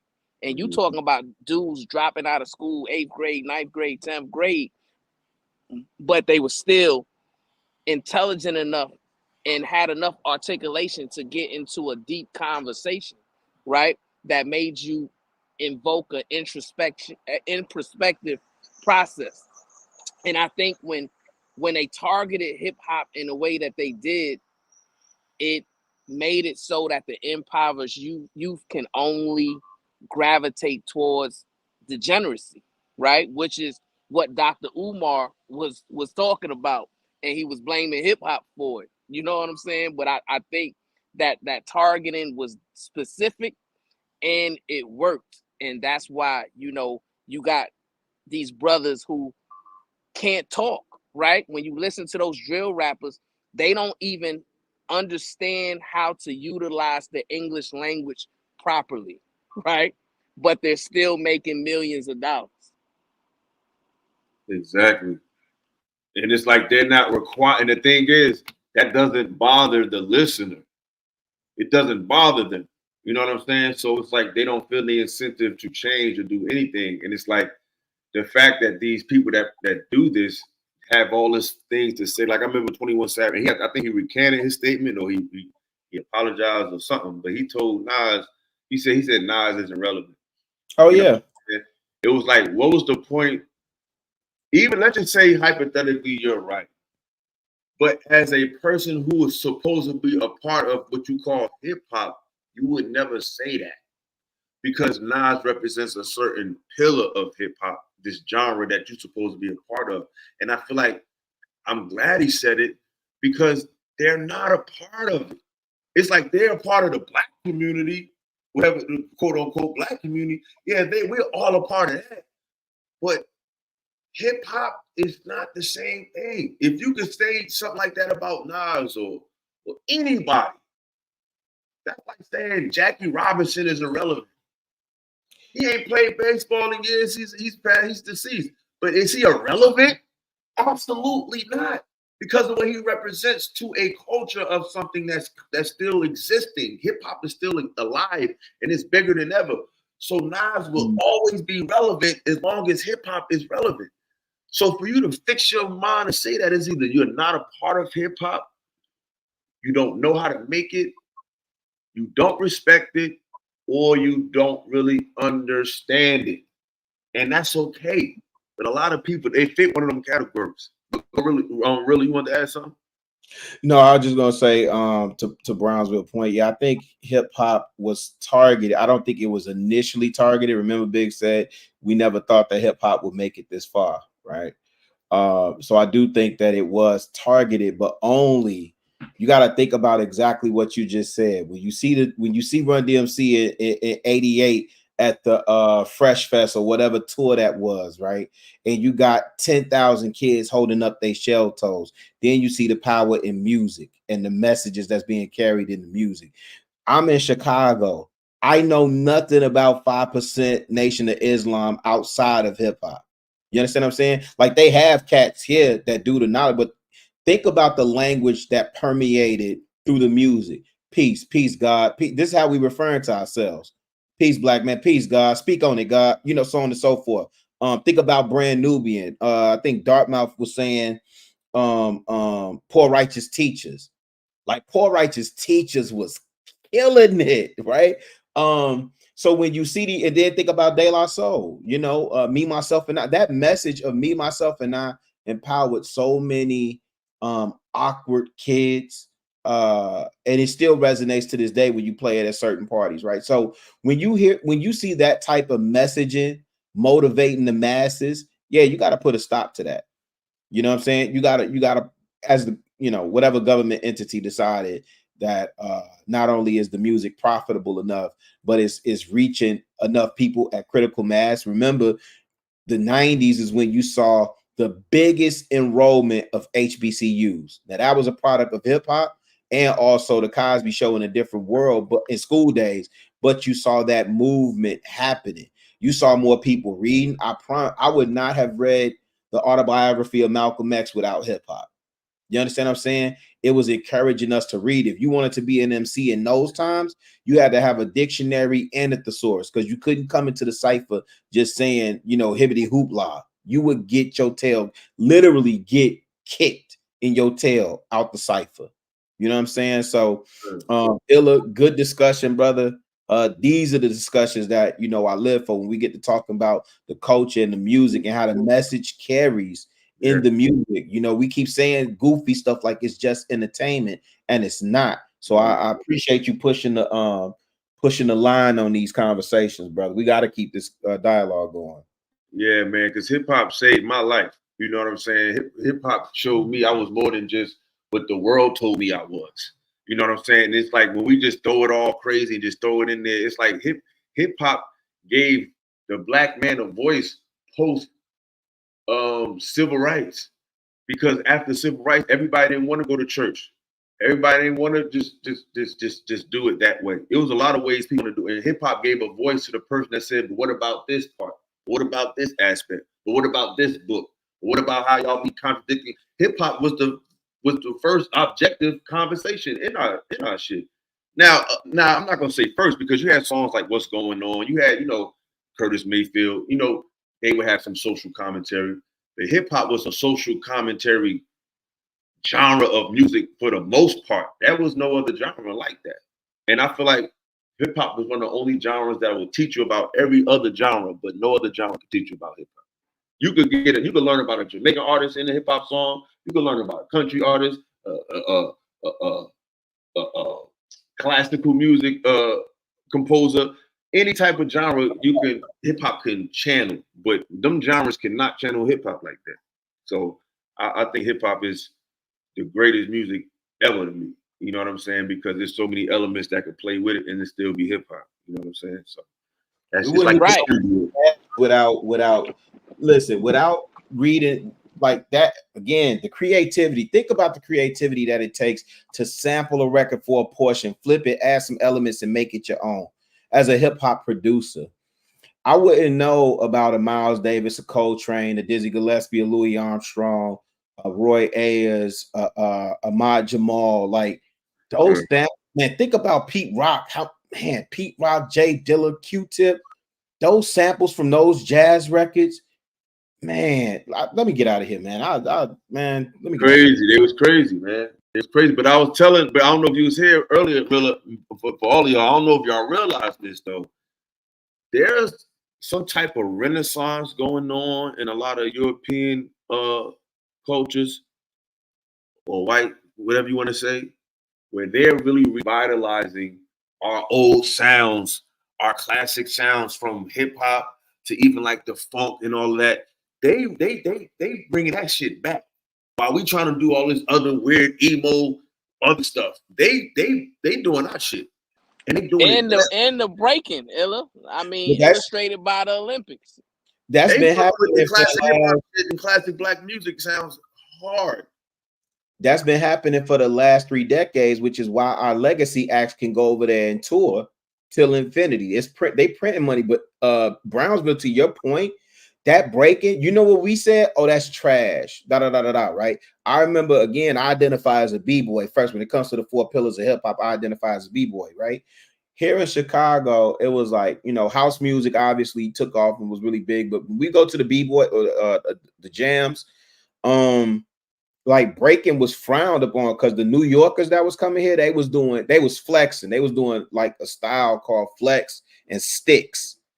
They was doing that type of movement. So the same type of movement you will see like a Scoob and Scrap or a Kenny and Sean or Ziggy. You know what I'm saying? Like that type of dancing. And wasn't nobody breaking. But when Lord to the Underground, when they came out that Chief Rocker and you had Crazy Legs going from top rock to the floor in that joint, then you start catching all these videos of b-boy battles in Germany, London, Paris, Japan, Ukraine. Like it's crazy. It's like wildfire over there because they identify with the power move aspect of. For them, it's just gymnastics. Like, you know what I mean? They don't have, like, to me, they don't have the soul of it, the true battle aspect of it. But to your overall point, they covet and respect all 4 elements, embrace it and embody it more than we do. And that's a shame because that's our culture. And we're not passing it down to these shorties, and we should be. Exactly. And they love, and they have a strong reverence for our sounds, and they're realizing how futuristic those so-called old sounds actually was. Like a lot of yo man, I'm gonna send it to you when we get off here, real, or I'm gonna DM tomorrow. This artist I found, this white cat, because when I be out and about, I don't know about y'all, I might be shopping, I might go to Zara, H&M or something. I'm just shopping around. If I hear a song, I pull out this Shazam app. I don't know if y'all familiar with that app, but I'll Shazam something in a minute. You know what I'm saying? Like I hear some music, oh, what's that? Let me add that. So I be Shazamming stuff. And man, it's some these white cats, they're tapping into some real groovy shit that I'm not hearing enough of it from our people. You know what I'm saying? It's like we trying to create some new sound. We trying to reinvent the world. It's like it's time to perfect on what we already made. Like those sounds from the 70s and 80s, they still good. Like when you really listen to most music, I mean, you see a movie that come out, most of the music they use in a movie, it's always some old. It's like that music, if it's still relevant and it came out in 65, does that mean the song was old or was it futuristic? Depends on your perspective.